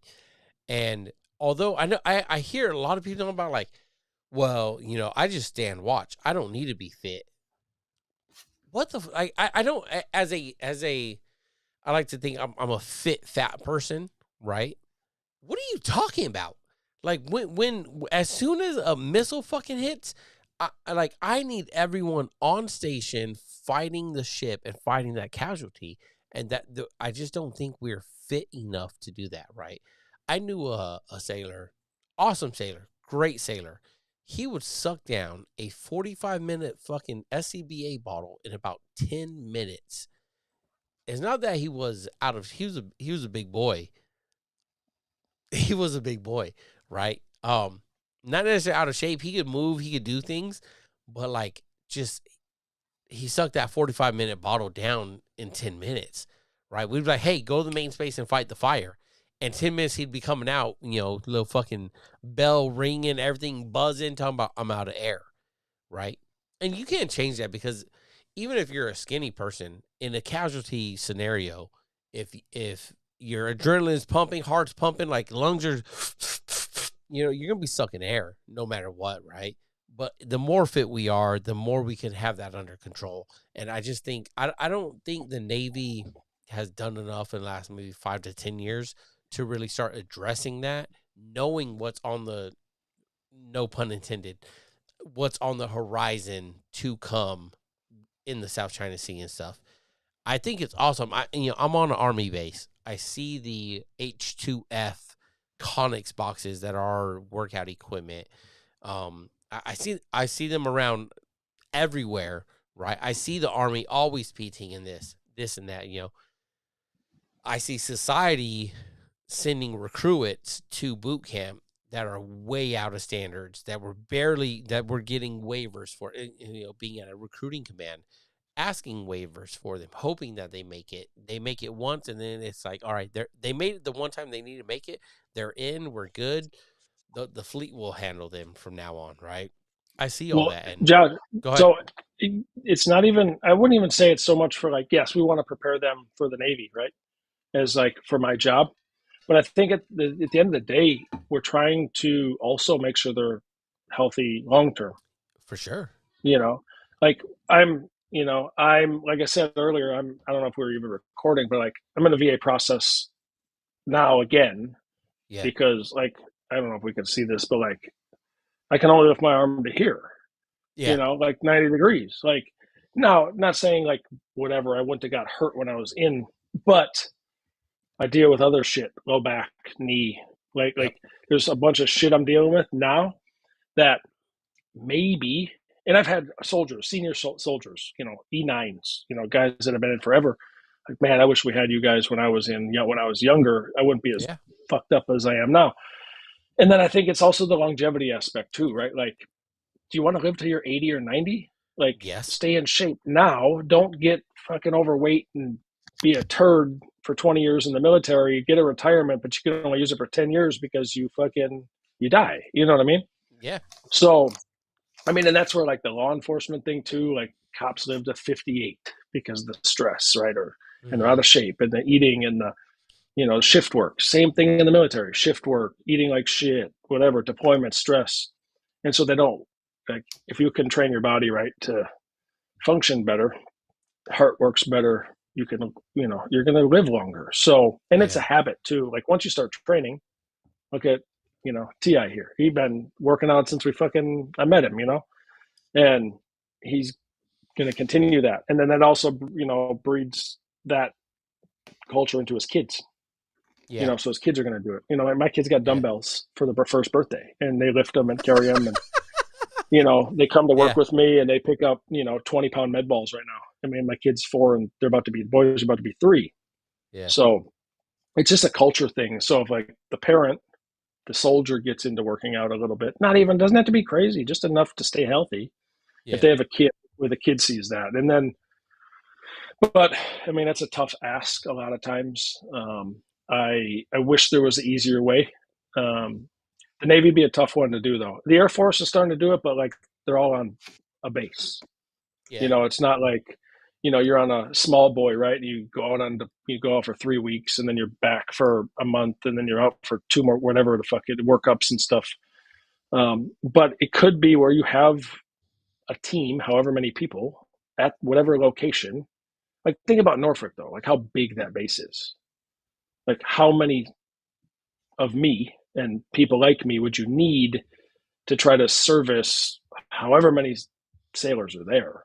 Right. With the, obviously it wouldn't be like crazy, but you'd have to figure out a way to like, do you need one for every 500, or one for every 800? That's an officer. That's a Anthony Ivester question.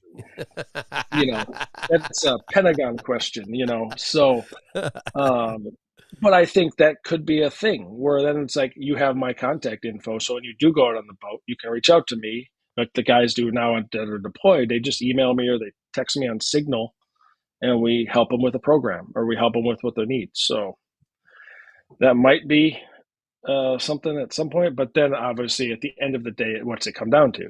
Money. So, that's the biggest issue that they'll run into is where's the money come from? And are they going to pay enough to get qualified people? That's the struggle too. Is I've been doing this long enough. I'm not taking pennies. I'm sorry. Well, so I know, Tap. I think you're about to. I think we're about to wrap this up, right, Josh? But I did want to just interrupt. Whenever you guys are ready, I could go forever. Yeah, I got a few minutes. I got to go help with the kids. They're still not in bed, and it's 10 o'clock. One of the unique things, he brings up a good point with money, right? And the only reason I say this is because, just very generally speaking, the Army typically invests more of their money into their people than what the Navy does. And therefore people, programs that are about people, because they don't have to maintain $15 billion aircraft carriers, right? With all the maintenance periods and that kind of stuff. I'm not saying they still have squadrons and aircraft and boats and ships and, they have all that. Tanks. Right. But the idea is that they also invest more in their warfighters, generally speaking, than what we do, because we have all these other things that we have to try and maintain. So no, I think T.I. No, agreed. Oh, go ahead, Tap. No, I the Army can function if the Humvee doesn't work. Yeah, like they can start marching. Yeah, the Navy can't function without the boat. Yep. No, I think that's a great point you bring up, T.I. And this is something I experienced when I was on Coronado, right? Is like the tool is the person, right? The war fighting, the weapon is the person. And throughout all branches, the weapon really is the person.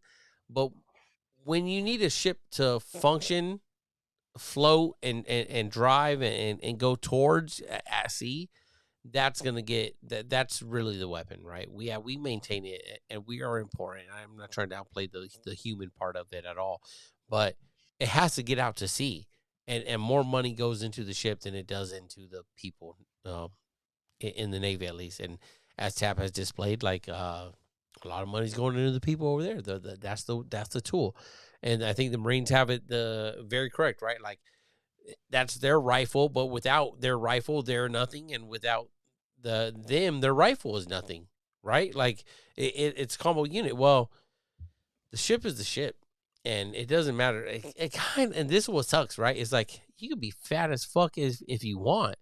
The ship will still get underway if the ship is running, right? You could be fat and sit at the console and still read the radar and relay tracks and relay the information coming in on the radar. You can still drive the ship. And that, I think, is what's hurting the Navy, right?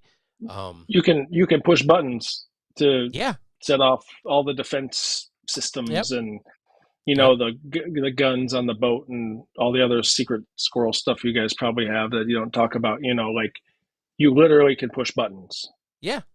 Yeah. Like think about even launching an aircraft, right? What is that? A guy sitting in a thing and he pushes the button and the catapult goes. Like you don't need to be super fit to do that. Would it be beneficial for you? Yeah, for sure. But at the end of the day, like it doesn't matter. You can if you can do this in the Navy, like you can be, or if you can type, you can be really like look at our job. Like when we what do we do all the time? Yeah. Pick up a phone or racing forklifts, bro. Racing forklifts. Racing forklifts. Yeah. Like you didn't need to be super fit to do our job. And, you know, I think most of us over there being young and bored a lot of times in the afternoons because we didn't have cars, we'd go to the gym or whatever. But, you know, it just, as you get older and life gets in the way, you know, kids and, you know, you're broken, you know, so I don't know. I don't know. But yeah, it's interesting. It'll be interesting to see what happens. Like when the Army really rolls this out a ton, the Marine Corps kind of got something similar, not as in depth yet. And I think they're going to come along at some point, but then again, it's Department of the Navy. So where, you know, whatever the Air Force is really starting to dig into it and really, because they realize with the pilots, they need it because obviously they spend a ton of money to train a pilot to, you know, keep him healthy so he can continue to fly. You know, it's tough, man. With, you know, and obviously Congress and money, and you know, we see it all the time. We deal with it, you know, like money and financial side for our side of it, you know. And it's like, do we have money for that? Like, no, okay, we can't buy that, whatever. So we have to allocate money. We're going through a process now to get a new facility, and we're having a meeting on Monday actually about it. And it's like we're talking. We could wait 5 years and we need $50 million for a facility, or we can move into a facility that's already here and save. And obviously it's going to be whatever the renovation costs are going to be to make it like functional for training. Yeah. But like they're talking like $30 to $50 million for a training facility, which is reasonable, which is right. But like, where's the Army going to find that money? And that's one base. That's not like, think of all the other 100 bases. Like, dozens of bases. Yeah. So it's always going to come down to money at the end of the day. I mean, it's just like, where are they going to spend it? Buy more Humvees, tanks, or a training facility? Yeah. You know, so it is what it is. But I probably need to get off because I don't need to. I want to be alive tomorrow. But all right. You know, Tap, we'll thank do it you again for joining for sure. us. Appreciate you stopping by and sharing all this insight. I know we talked a little about Sigonella, but also one thing I always want to talk to you about is more about the fitness stuff because I am unfit, and you have a world of knowledge on it. And you have a way to contact me. You can always contact me. And what are you recruiting now? Is that what you're doing? I'm not recruiting. I'm just the supply officer here at the recruiting station, the recruiting headquarters. So, I've actually been working out, no results. I mean, I feel good, but the feel good is important to me, right? The feeling good, being active and stuff like that is important to me. But it's kind of an experiment that I'll talk to you more offline about, like how would everything we just talked about. I want to talk to you about and be like, hey, what would be a program for a sailor that's at sea that wants to combat a ship casualty? What would that look like? I'll talk to you more about that offline, brother, and we'll go down there. But for now, you know, I know you need to stay alive for tomorrow. So any last words or anything? No, we'll do this again, though. I mean, we'll plan let's try to plan a set time, and we can have fun and bullshit and talk about whatever crazy shit y'all are dealing with when in the military. So yeah. No, I appreciate you, Tap. Thank you so much for stopping by absolutely, and being a guest and just absolutely, being a homie and stuff. Like, it's amazing to know that 20 years later we've still kept touch. You know, I tell people that, yeah, we're not best friends, but to be able to keep touch with someone over 20 years and have them a part of your life and still share moments and stuff, that's important and everything. So for sure. appreciate you, brother, and I hope you do well out there Absolutely. in Louisiana. And if you ever make your way west a little bit, you know, let me know and I'll meet you halfway in Houston or something. I may be in San Antonio before we know it. You never know. Don't play with me, brother. Don't play with me. There's a taco shop nearby. We can hit it. I told you the other day on text. You know, I got an application out. We'll see. Yeah. All right, brother. All right, take care. All right, you go handle it. Ti, me and you will continue if you got time. All right, Tap. We out. You out there. Ti, what's up, bro? You What's good? up? You still got time? Yeah, I got time, bro. What are we gonna try and break 3 hours? Is that the goal? Oh, 3, bro. We're only at 1:35. This ain't no Joe Rogan, brother. Hey, you go ahead. You start rapping about something. I gotta take a piss and I need a refill on the drink. Ti, tell us. So you're PAO now. We talked about that last time. Yo, you know your episode about Navy social media is doing really good on the fucking I don't think might not be doing too great on the YouTubes. YouTube on something else though. But on the actual podcast? Yeah. Hold on, man. Hold on. What's happening? I'm gonna pull it up, Ti. I'm gonna pull it because I want to shout you out about your episode and how much attention it did get. Not that I'm huge or anything, but it did get attention. Okay. Let me see. It's like top 5. Where is it? Top 5. Navy social media 1, 2, 3, 4 is my number 4 episode ever. All right, that's featuring you. That's when we talked a lot about and we could like shift rudders here, right? That's when we start talking about the social media influencers and stuff like that. So I'm gonna ask you a question. I'm gonna turn the camera over to you while I take a piss. For sure. Yeah. Recruiters, they have a major, some, not all, but some, they have a major social media presence. Okay. Now, as supply, and you've been supply before, all by, very junior, but ethics. We really get into a lot of ethics stuff when it comes to supply and when you start getting senior, when you start having to click buttons that start approving money, right? And I'm sure it doesn't even matter if you're a supplier or not. Like when you get to a certain level and you're starting to click buttons that approve money, you get into ethics, right? There's some Navy influencers / recruiters / what the fuck ever you want to call it. They're really riding that line of ethical behavior or not. Have you, and if you want to talk about something else because you can't talk about this, have you ever seen anything come across your desk or your radar at all that pops up as, ooh, maybe we need to stop this or not stop this? Because we're riding that line of ethics. Over to you while I take a piss. I love it. Drop the grenade and run, bro. Yeah. That's how we do it. You're an 04. You're almost not a JO. You can handle it. That's like a good chief, man. Give me the problem and let me solve it. All right, look. So here's the deal, right? He's talking about ethics. And I think he went to go make a head call, so it's just me. I can see the empty screen here, but of course he shifted it over to me, so you can't see he's gone. Oh, is he changing into? Is that a pink bikini he's putting on right now? I think it is, but you guys can't see it because, well, oh well. No, he's talking about ethics. I think what I want to do is go back and focus kind of on. He mentioned that recruiters are using social media to essentially get to a demographic that they're trying to recruit.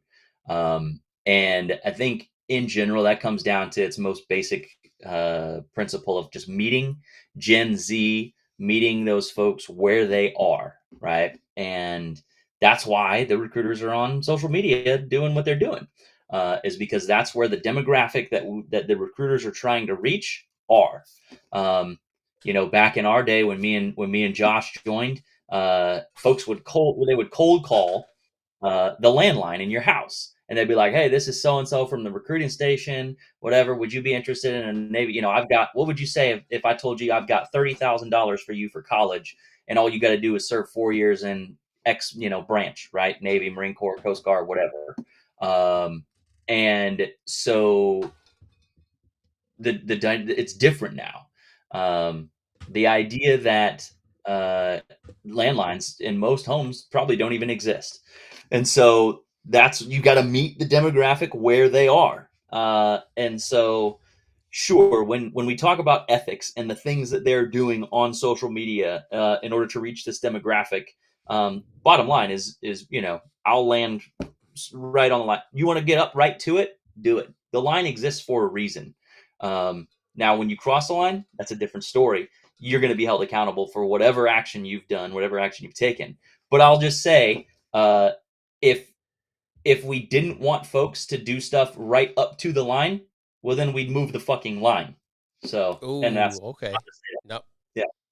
So I guess why I bring it up, because look, I'm all for using the resources to recruit that you need to recruit through those resources, right? You brought up valid points. There are very minimum few landlines. You need to reach them where they're at, and that is social media. So, although I might not like it, that's just because I'm old. But that's where it's at, right? Like that's where it's at. So do it, okay? My problem is this is where it comes into the actual ethics. I'm a recruiter. I'm using my social media platform that says, let's say, for instance, Navy recruiter, right? So it's spelled out in very big terms that I'm a Navy recruiter, Chief Moore, okay? And then under that, it's links.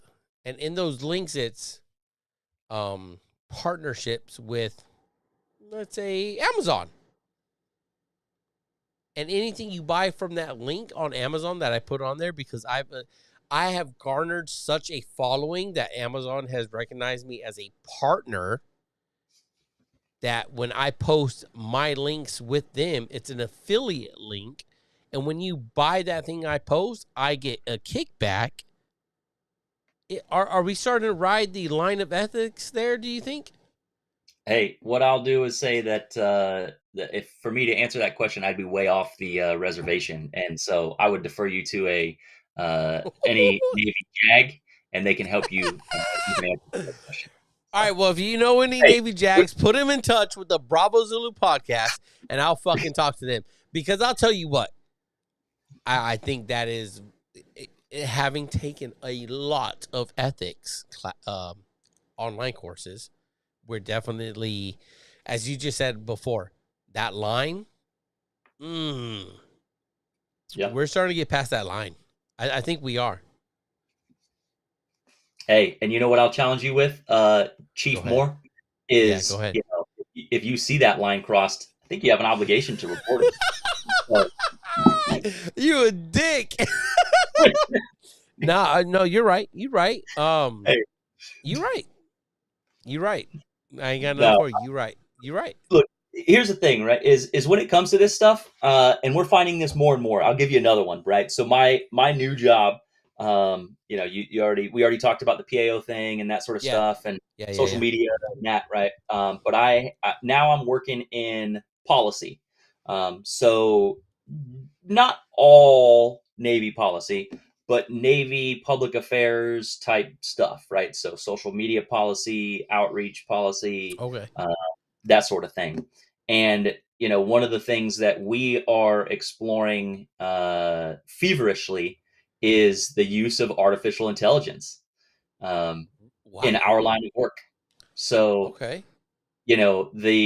because for most, I'm not even going to say most, we're, as public affairs, as a community, we are beholden to the Department of Defense Principles of Information. And I'm not going to get into a big lecture, but the bottom line with all of that is it says we're not going to lie to the public or Congress.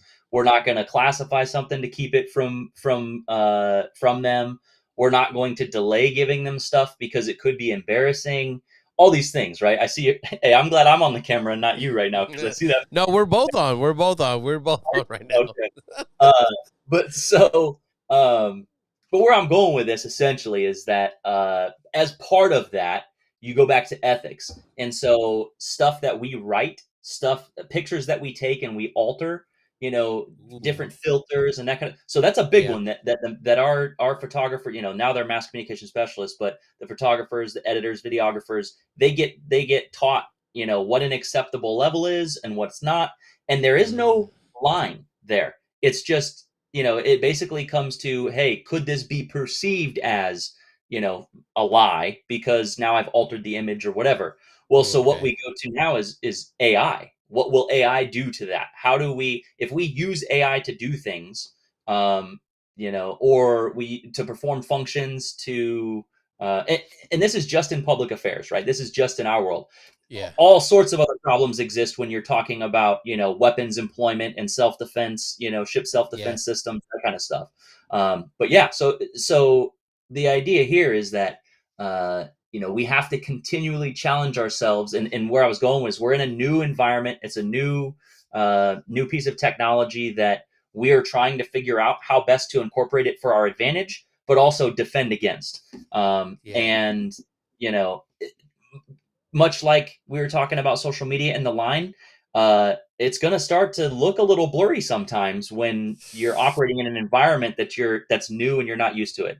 That is not the case if somebody is catching kickbacks for stuff. That's totally different. Yes. But yeah, I'll just leave it at that. You're such a fucking PAO, T.I. You're such a PAO, brother, and I love it. I fucking love it. 3 things. Do you remember the 3 things I told you? I got to have the authority, the competency, right, and the ability to talk about something. And if I'm missing any one of those, I ain't talking about it. So you can catch me slipping. And I guess the easiest one to be missing is the authority. Yeah, right? Yeah, like, competency. I mean, if you're just a dumbass, you shouldn't be talking anyways, which is most of the time why I'm not talking. Yeah, but I mean, competency, motherfucker, that's maybe I was wrong in saying the authority. Competency, I guess, would be the easiest to miss, but it's the easiest to fake or to make up. But the authority, is like a I'm not that rank. That's above my pay grade. I cannot talk about. You know what I mean? Is that fair? Is that kind of fair to kind of say? Yeah, I mean, and sometimes it's not even a rank, right? It's just where you're positioned, what organization you're a part of, and does that organization have the authority to be talking about something? You're not going to catch me at an echelon 5 command talking about foreign policy. It just isn't. I'm way outside of I could be an admiral. I could be a freaking 3-star admiral, but unless those specific things have been approved for me to talk about, you're not going to be talking about those things on your own, going rogue. Yeah. So, yeah. So, oh shit! I don't know if I should say this. There's another podcaster out there, right? There's another podcaster out there. I liked her. She had the captain of the Ike out there, Teresa Carpenter. You know that name? I do. Yeah. How difficult is it for you guys in the PAO world to, I've had you on before. This ain't your first time.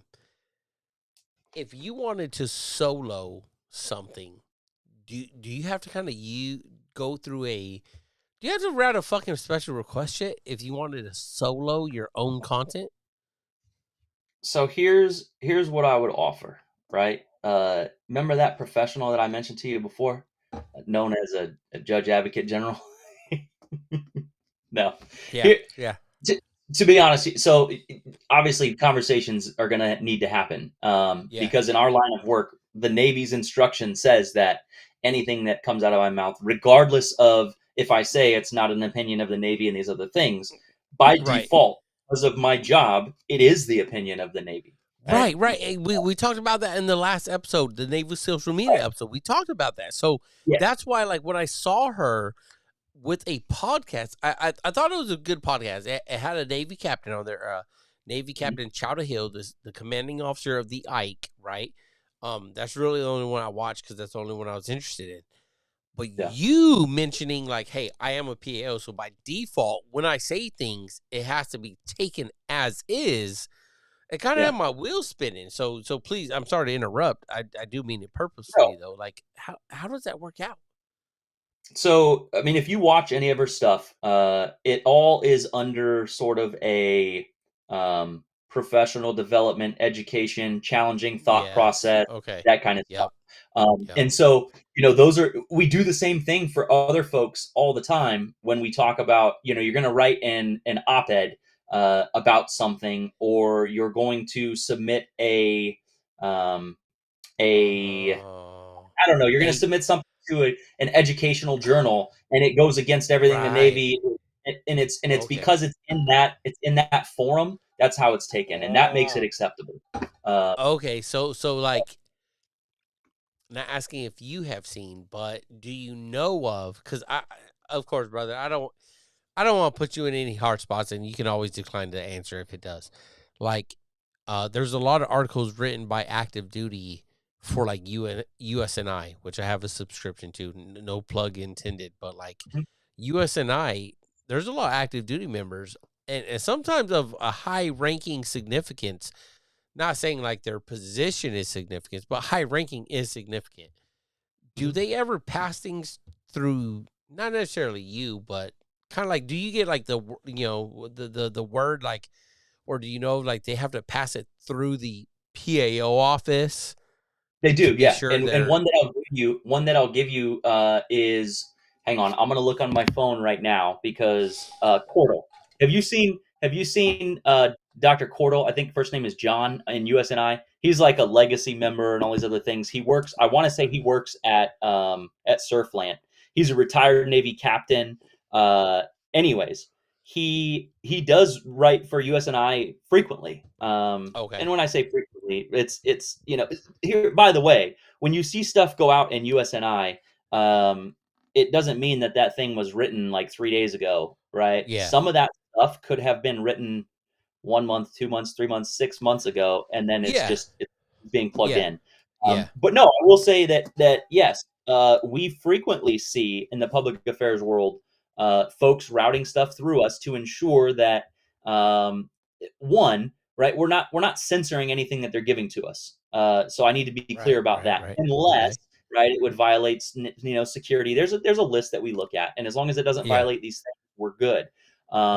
Because we're not gonna censor them in that form. But we also part of the reason we look at it is to see what they're talking about is going to bring significant attention to a particular issue that then we need to be prepared to talk about in the public forum otherwise. Right. So kind of like Navy blue message of, is this gonna garner media attention? Precisely. Yep. Okay. All right. Yeah. Yep. Not super familiar, but I know that's on Navy blue messages that I've had to prepare as let's say like a command duty officer or anything, right? Of like, hey, is this incident that you're reporting going to garner local media attention? Yeah. So just to kind of put a label on this in case folks that are watching or will watch this later, in case they're interested in drafting something, the two things that these articles get are a policy review and a security review. They both ought to make pretty, they make sense. And so they go through those processes, and there are other criteria which would then elevate what review level that would take place at. And so, you can get onto the Department of Defense website, for pre-publication review and these other things. And like, just for example, if there is an article that is being written by anyone in the DC, the National Capital Region area, it goes through that review process. Doesn't matter what the topic is about. If they're living in that area and they write it, it needs to go through that process. Wow. If they are,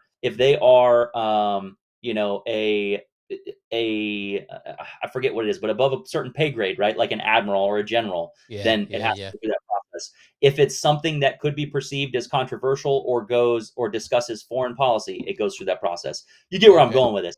But yeah. And I'm tracking. And that would elevate it, right? So if it doesn't meet that criteria, it's not that the review doesn't have to happen. It just happens at a lower level than some of those other things. So, yeah. So that's the idea. But I just find, like, overall, I find all of this very, at the baseline, very interesting, right? Because there's a I don't know if this connects or not. I text you about a certain YouTube channel in person, right? If there had been anything going on, if you'd had heard anything about this, and not to put you in a difficult situation of saying like, yes, but I can't tell you or anything like that, but like, and I wonder if this is, it's something that I'm always careful with, right? Because I guess like my content, out there somewhere, it doesn't fucking matter where, out there somewhere, I'm pissing somebody off, I'm sure, right? Oh yeah. Yeah, you're pissing me off right now.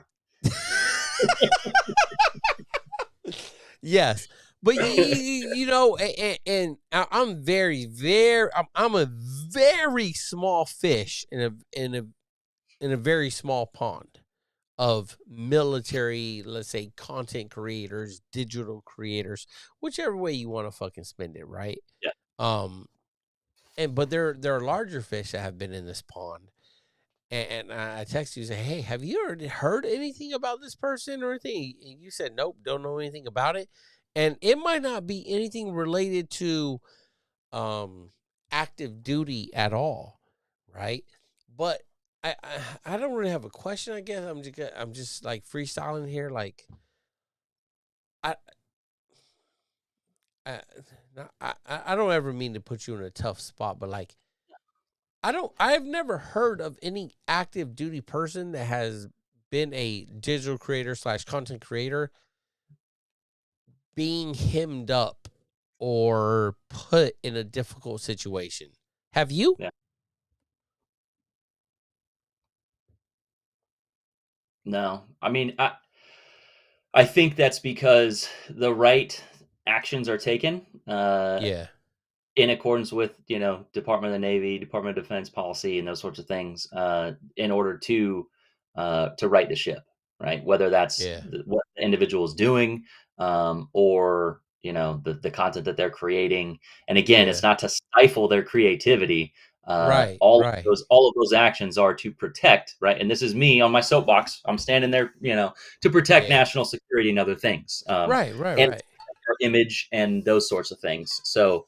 No, but I haven't heard of anybody, actually getting shit given to them, via legal means, because of their content that they've created. So. Yeah, and I haven't either, and that's why it just kind of like leaves me. I don't know. Again, the surrounding the text messages I sent you offline, like I'm just scratching my head, like, what the fuck could be happening, right? And it gives me pause because it's like I'm always like, and usually I do have in older episodes, I did it every time. More recent episodes I haven't, where I give my disclosure, right? Yeah. And I try to make like, I don't know if that disclosure is gonna save my ass, right? Like if someone comes after me, I'm sure they're gonna fucking come after me, and I'm gonna fucking get hammered no matter what, right? But it's kind of like placebo effect. It makes me feel good that I've given this disclosure in accordance with whatever fucking instruction or the social media guidance that the Navy has put out, right? To be like, oh, hey, I'm Bravo Zulu, and this is not the opinion of the blah, blah, blah, blah. You know what I mean? I don't know. It just kind of that one that we talked offline about. Yeah. That one gives. I'm not gonna stop because what the fuck is anybody gonna do to me? Make me retire? Please go right on ahead. You know what I mean? But anyways, I'll make you stay in longer. How about that? oh, yo, that'd be some real painful shit right there, Ti. That'd be real painful. Stop loss. Yeah. You're staying in, bro. Yeah. You're staying in. Nah, They're gonna send you I'm to saying Bahrain. I You get take that tax free Bahrain. money. Yeah, you get I that take tax free. Bahrain. Yeah, I take that tax free. Yeah, I take that per diems and everything else. Yeah. No. As always, man. I mean, I appreciate the conversation, and if the difficult questions pop up, I'll do my best to dance around them. If I can answer them, I will. But tiptoe around them and What is it leave like? You'll answer the question that you wanted to be asked. That's how they do it, right? Like, isn't that like media training? Is like, don't answer the question they ask you. Answer the question that you No. want to be asked. Well, yeah, kind of, right? Different parts of the answer. So you still want to answer the question, but you also want to include something that is a key message in a talk, a fact to back it up. So, Okay. yeah, Motherfucker. but to not answer the question is like, you're not really getting anywhere. So yeah, I guess there's more politics. Can't- Ti, brother, tell us what. Tell me if I can't go here, but you're about to start working at the History and Heritage, right? Yeah. Okay. How I love the history and heritage stuff, right? Like I'm a fan of history before I ever joined the Navy. Joining the Navy, becoming a chief has made me even more sensitive, I guess maybe is the word, to naval heritage. Let me belay that. To military heritage, right? Where I don't even case an example, right? Like is like it's the chief season, i.e. CPO initiation. And I've asked sailors like we're on an army base, and I've said, "Hey, there's a road over here called Pershing. Who the fuck is Pershing?" And they've looked at me like, "Huh?" Like, "Oh." So I'm sensitive to military heritage. I'm especially sensitive to naval heritage. Mm-hmm. You going to the History and Heritage Command, what's that like? I guess I'll just give it a very, very broad, like, what's that like? So for you? Obviously been there before once already, for a year.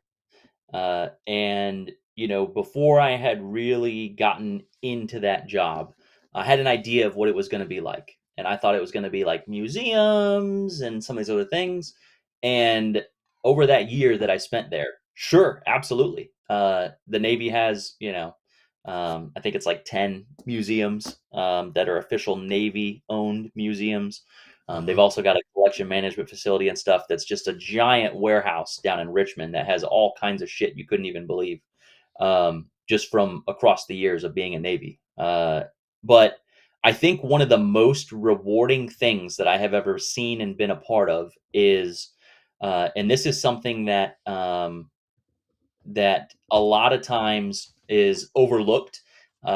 Unless you're seeking this particular thing, you're just not going to know about it. And that is the importance of history when it comes to warfighting, and where you can apply lessons of the past to current events, to current problems. Even though the technology changes, even though the way that the tools we use to fight a war changes, even though those tactics change, the idea is that pieces of war don't change, um, and the objective of war doesn't change. And so, what you can do is these experts, these historians, can pull and call upon historical documents, things that aren't available to the public, right? Letters from admirals to others that, for one reason or another, are either still classified or just again not made available to the public because of their sensitivity and some of these other things. And they can take those lessons and provide them to the people who will be fighting our wars, who are preparing for combat, who are preparing to take on the next big challenge that the United States Navy will face. And so getting to watch that process was crazy rewarding. It's just really cool to see something from World War II and a particular discussion between one leader and another about dispersion of forces and some other things, and then they take that and they bring it to a strike group commander, and they're like, hey, this is what Admiral Halsey was talking to Admiral Nimitz about, this particular thing. This was the scenario, but let's apply that in modern day terms, and then we can run an exercise, or we can drive the battle problem based on what they saw then. And we learn about our adversaries and these other things, and you try and apply that, because again, certain pieces of war don't change, and that's what the historians have captured and what they use, and it's just badass to see. So what would you say is the most have you ever seen anything that like directly from the past directly projects to the future? Does that question make sense? it does, yeah.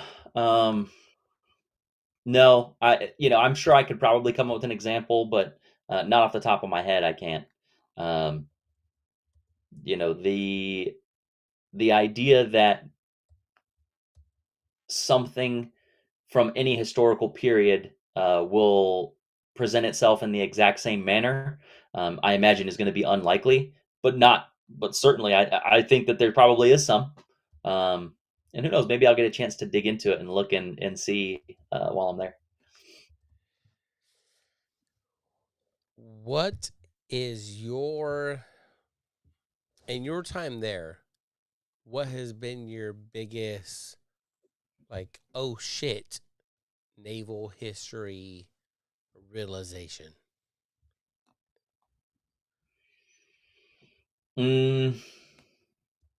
I think the how comfortable our you can call them the greatest generation or anything, World War II is where I'm going with this. How comfortable those sailors were with death. Ooh, okay. And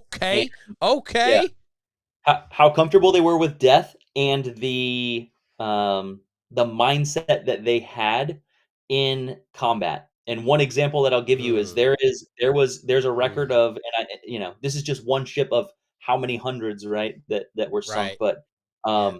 there's a record of a ship that essentially, and I want to say it was maybe Guadalcanal, I think that was right. We were outnumbered, smaller ships, and I think it was Guadalcanal. Maybe I might be off, but Guadalcanal, give fucking some. so Or they take off, maybe.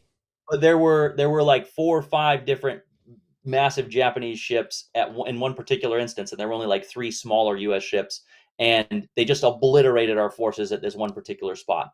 And I want to say there was at one point one of the ships was completely cut in half. Right, half of the ship is gone, but the rest of the crew, because they were like, well, sure, we might die, and this ship might sink, but instead they stayed with the guns and they continued to fight the ship. In fact, they drove the ship in reverse in order to keep it from flooding while they continued to fight the Japanese ships in that moment in combat. And I don't remember how long they kept it afloat for, but it was enough where, like, they did continue to try and make what little impact they could, and they didn't give a fuck that they were going to die. And then so just reading back on some of that stuff in those memoirs from people that did survive, and you're just like, this is just insane.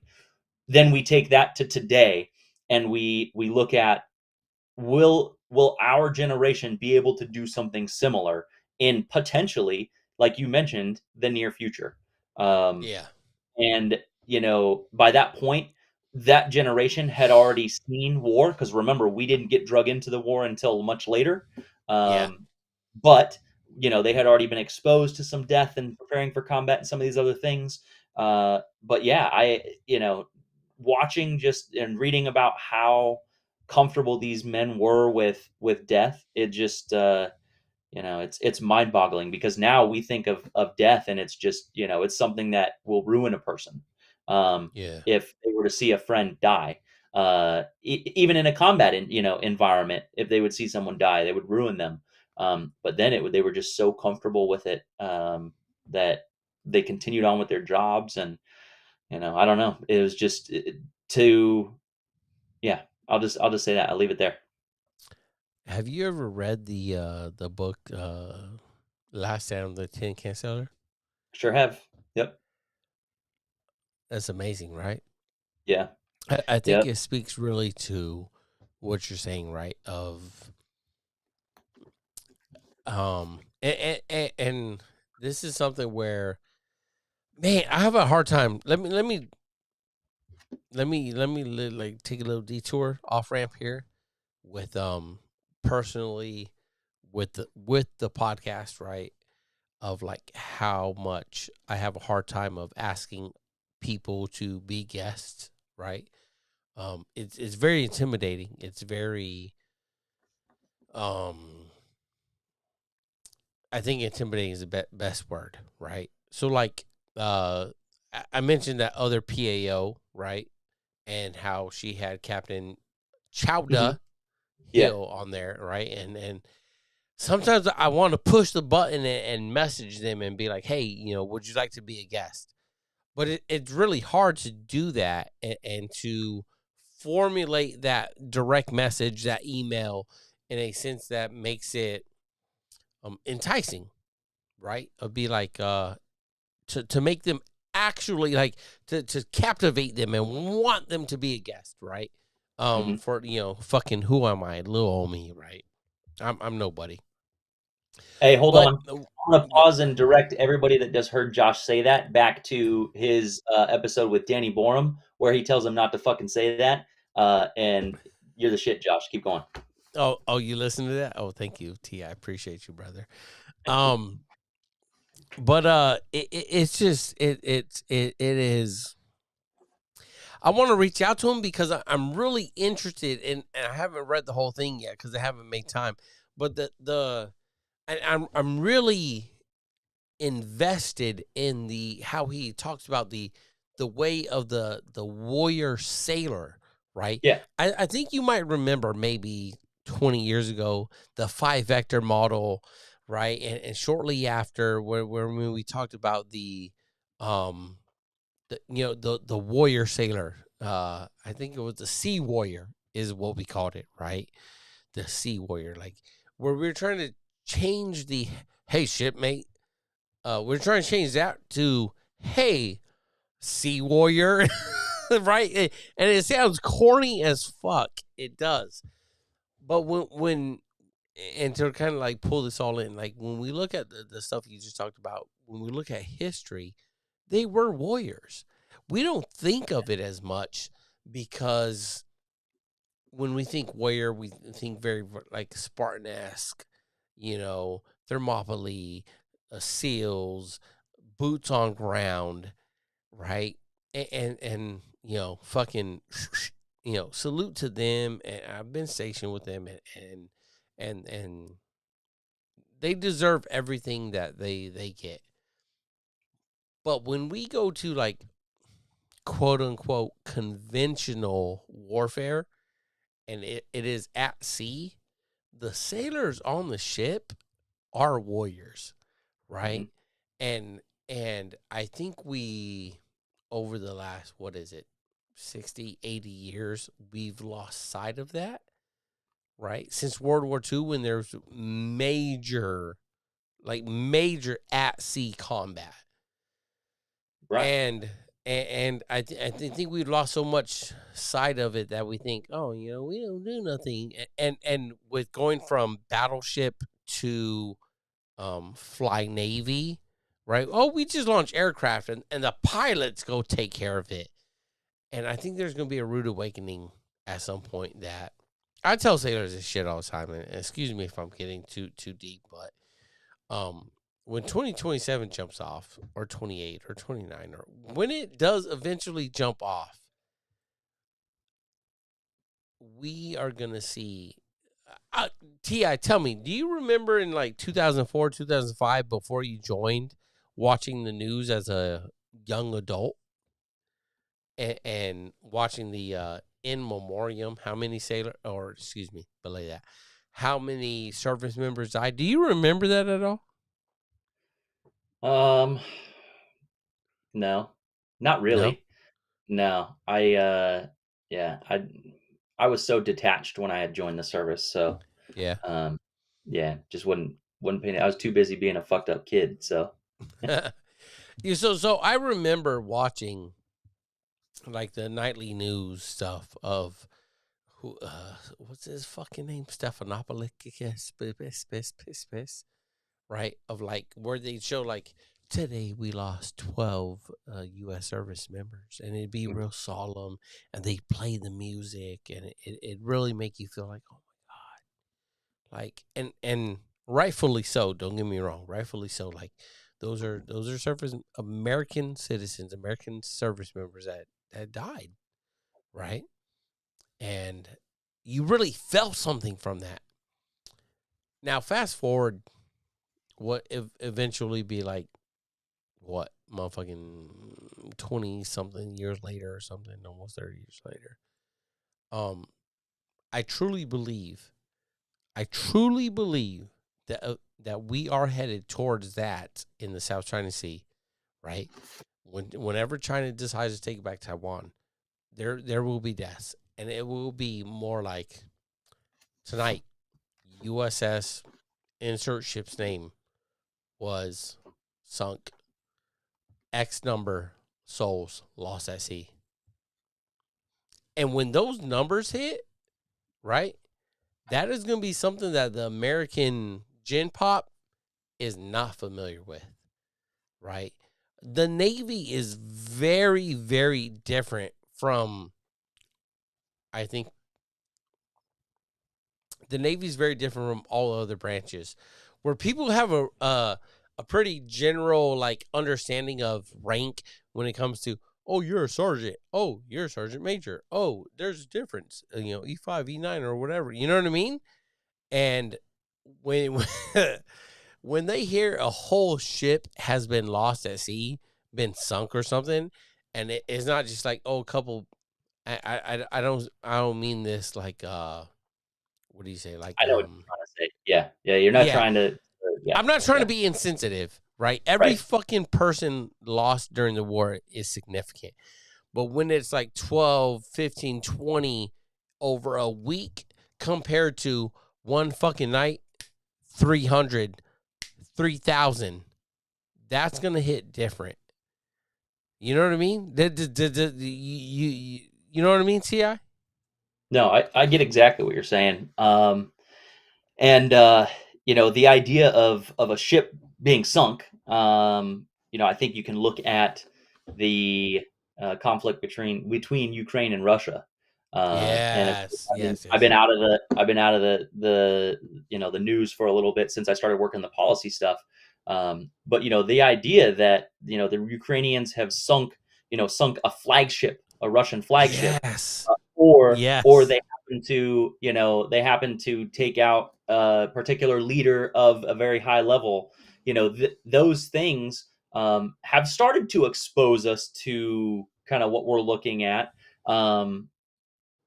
But because it's not us, because it doesn't affect us, uh, we're desensitized, right? Like we're not paying Very much attention so. to. Yes. Now Yes. that's I'm not speaking that all of America doesn't care about what's going on there by any means. I'm just saying that when I see, take for example, the conflict in Gaza, right? And I'm not going Yeah. to get political. I'm not going to do any of that here. I'm not going to talk numbers and that kind of stuff. But just Appreciate it. there, Thank you. there is a number of deaths that occurred, and then there was some retaliation, we'll say, or the conflict uh, expanded. And so you see those numbers, right? And you Mm-hmm. look at the number of deaths, you look at the fact that there are civilian casualties on both sides, and that starts to be like, oh shit, right? Like, whoa. But again, because it doesn't It's not here, right? Yes. And I think that one of the things that we will struggle with as a Navy is, even if that does happen, even if we do lose a ship, because it's not at home, it may not, it may suffer kind of the same fate of, well, that's off in the distance, it's wherever, it's that kind of thing. And so, I'm going to circle back to me here and say, that's part of what one of my roles will be, is to ensure that I can articulate clearly to the media and to the public just why that's significant, right? And so that's where my role will play, and the historians too will do the same thing. From History and Heritage, they're going to be called up for interviews. When's the last time you probably saw when we started to shoot down the missiles, and then I think it was within about the second month or so in the Red Sea. The historians, and the operators, and everybody was able to agree upon that was the first time since a particular era, World War II, Vietnam, whatever it was. X number date. That a ship has been in sustained combat operations for a duration, right? Prolonged, right? Like they are on the highest of alerts. Within a matter of 40 seconds, they got to get, shoot down whatever's coming in, that kind of stuff. And so when the historians can put it into terms like that, that's where you can start to, connect things from the past to the present day, and then start to have that instill that sense of concern among the public, and emphasize why the Navy is important, and why we need money, and why our sailors need to fucking to help make sure that they're fit, and all that stuff. So, yo, I fucking love how you. Yo, T.I., you might have wanted to be the pilot, but you're a fucking great PO, brother. I tell you. No, but I mean, you're absolutely right in how you segue that into everything, right? Because we do need money. We need money to make sure, and I guess this is just the I don't know if I want to say like this is the chief in me, or because I understand as a logistics specialist that I understand how money affects things, right? We need the money because it is what drives our readiness, right? But oh man, you're just so spot on, T.I., with everything you just said, right? You're just so spot on with everything.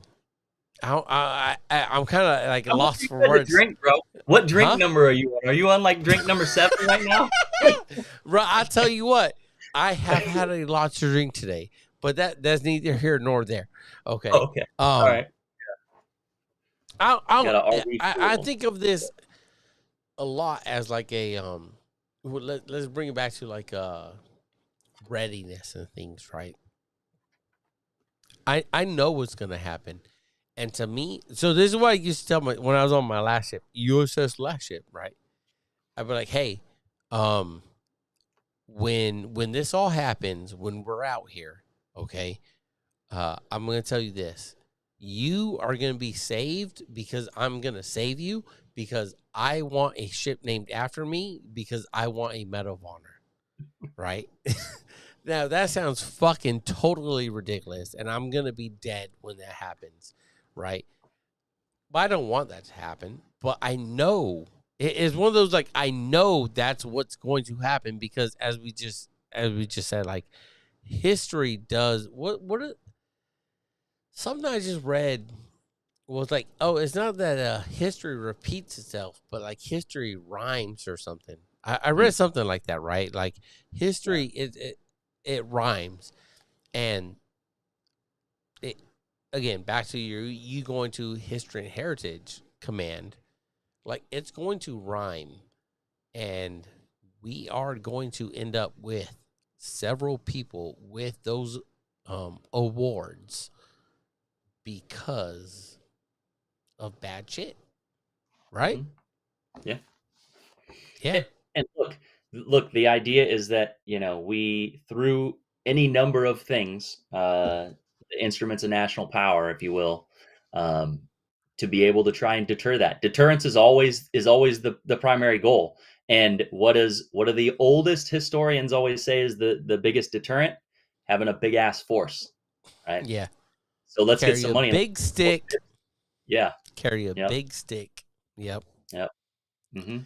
Yeah. All right. Well, Tia, I think we're not gonna make 3 hours, bro. We're not. We're at 2 hours 24 minutes. 3 hours is a lot. We're good. Fuck. Yeah. But I think this is good here. I'm gonna finish this drink and then I'm gonna go to bed. Because anything else we need to talk about, we can't talk about on here. So you got anything else you want to say? Just want to say that I appreciate you being such a good friend, brother. I know you say, hey, maybe not best friends, but like you said, we stay in touch for as long as we have, talking shit to each other as much as we do. Reminiscing on the stuff that we did that was awesome, and the shit that we did that we probably shouldn't have. A lot of that's not going to make the cast, I imagine, or is discussed before we hit record. But no, man, I appreciate your friendship, and anytime you want me on here, bro, I'm down. No, I appreciate you, T.I., and it's crazy, as the old guys now, right? It is crazy to think, with Tap having left already. I wish Marco would have been on because it would have been. That's a whole nother. Like, me and you have kept touch pretty close for the whole 20 years, I think, right? I think there are some gaps in there.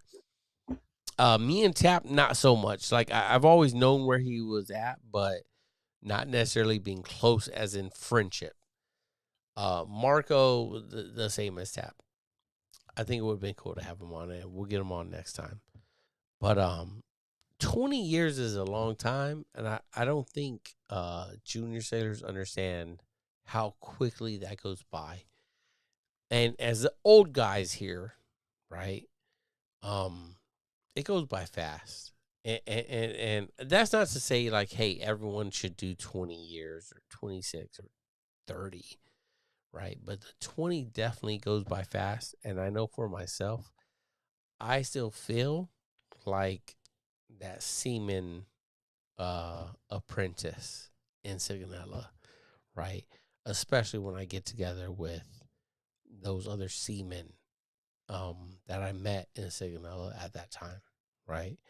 So the heart is young, but the hair is gray, right? And the hairline is pushed back. Not as far back as James, but Right. The hairline is pushed back. But the heart is young, and I feel good about the service, and I hope you feel good about the service. It's super interesting to hear Tap and talk about his shorter service than our own, right? Because it still matters, right? That 4 years or 6 years, that still matters. Right, you served your country for 4 or 6 years, whatever it was. Now, if you only served for like 7 months, I'm gonna start raising my eyebrows and start questioning things. But if you completed your enlistment, see, I see you laughing, bro. Now, if you completed your enlistment, right, and you're doing good, it matters. So with that, T.I., I appreciate you, brother. It's funny that you brought up the conversation between me and Danny. I ain't shit, man. I ain't nothing. I'm just out here to try to share stories and relevancy to the next generation. And when I retire, you might not ever hear from us motherfucking guys again, talking about active duty shit, because we'll be just old and retired, and we'll just share these stories that we couldn't share while we were active duty. You know what I'm saying? But until then, you get what you get. All right, T.I., anything else, brother? No, that's it, bro. That's it? All right, just a CYA, I can't pull up my fucking notes, so I don't know what it... I usually have a script and everything, and I usually have a fucking music outro. I don't know if it's playing or not. I can't hear it. But, hey, these are just the views and opinions of me, Josh Moore, and my guests. We do not represent the Department of Defense or the Department of the Navy. We're just having a good time hanging out. So, if you like it, go ahead and like, subscribe, share it with someone else that touched their heart, blah, blah, blah, blah, blah, blah. And we're out. So, we'll see you next time.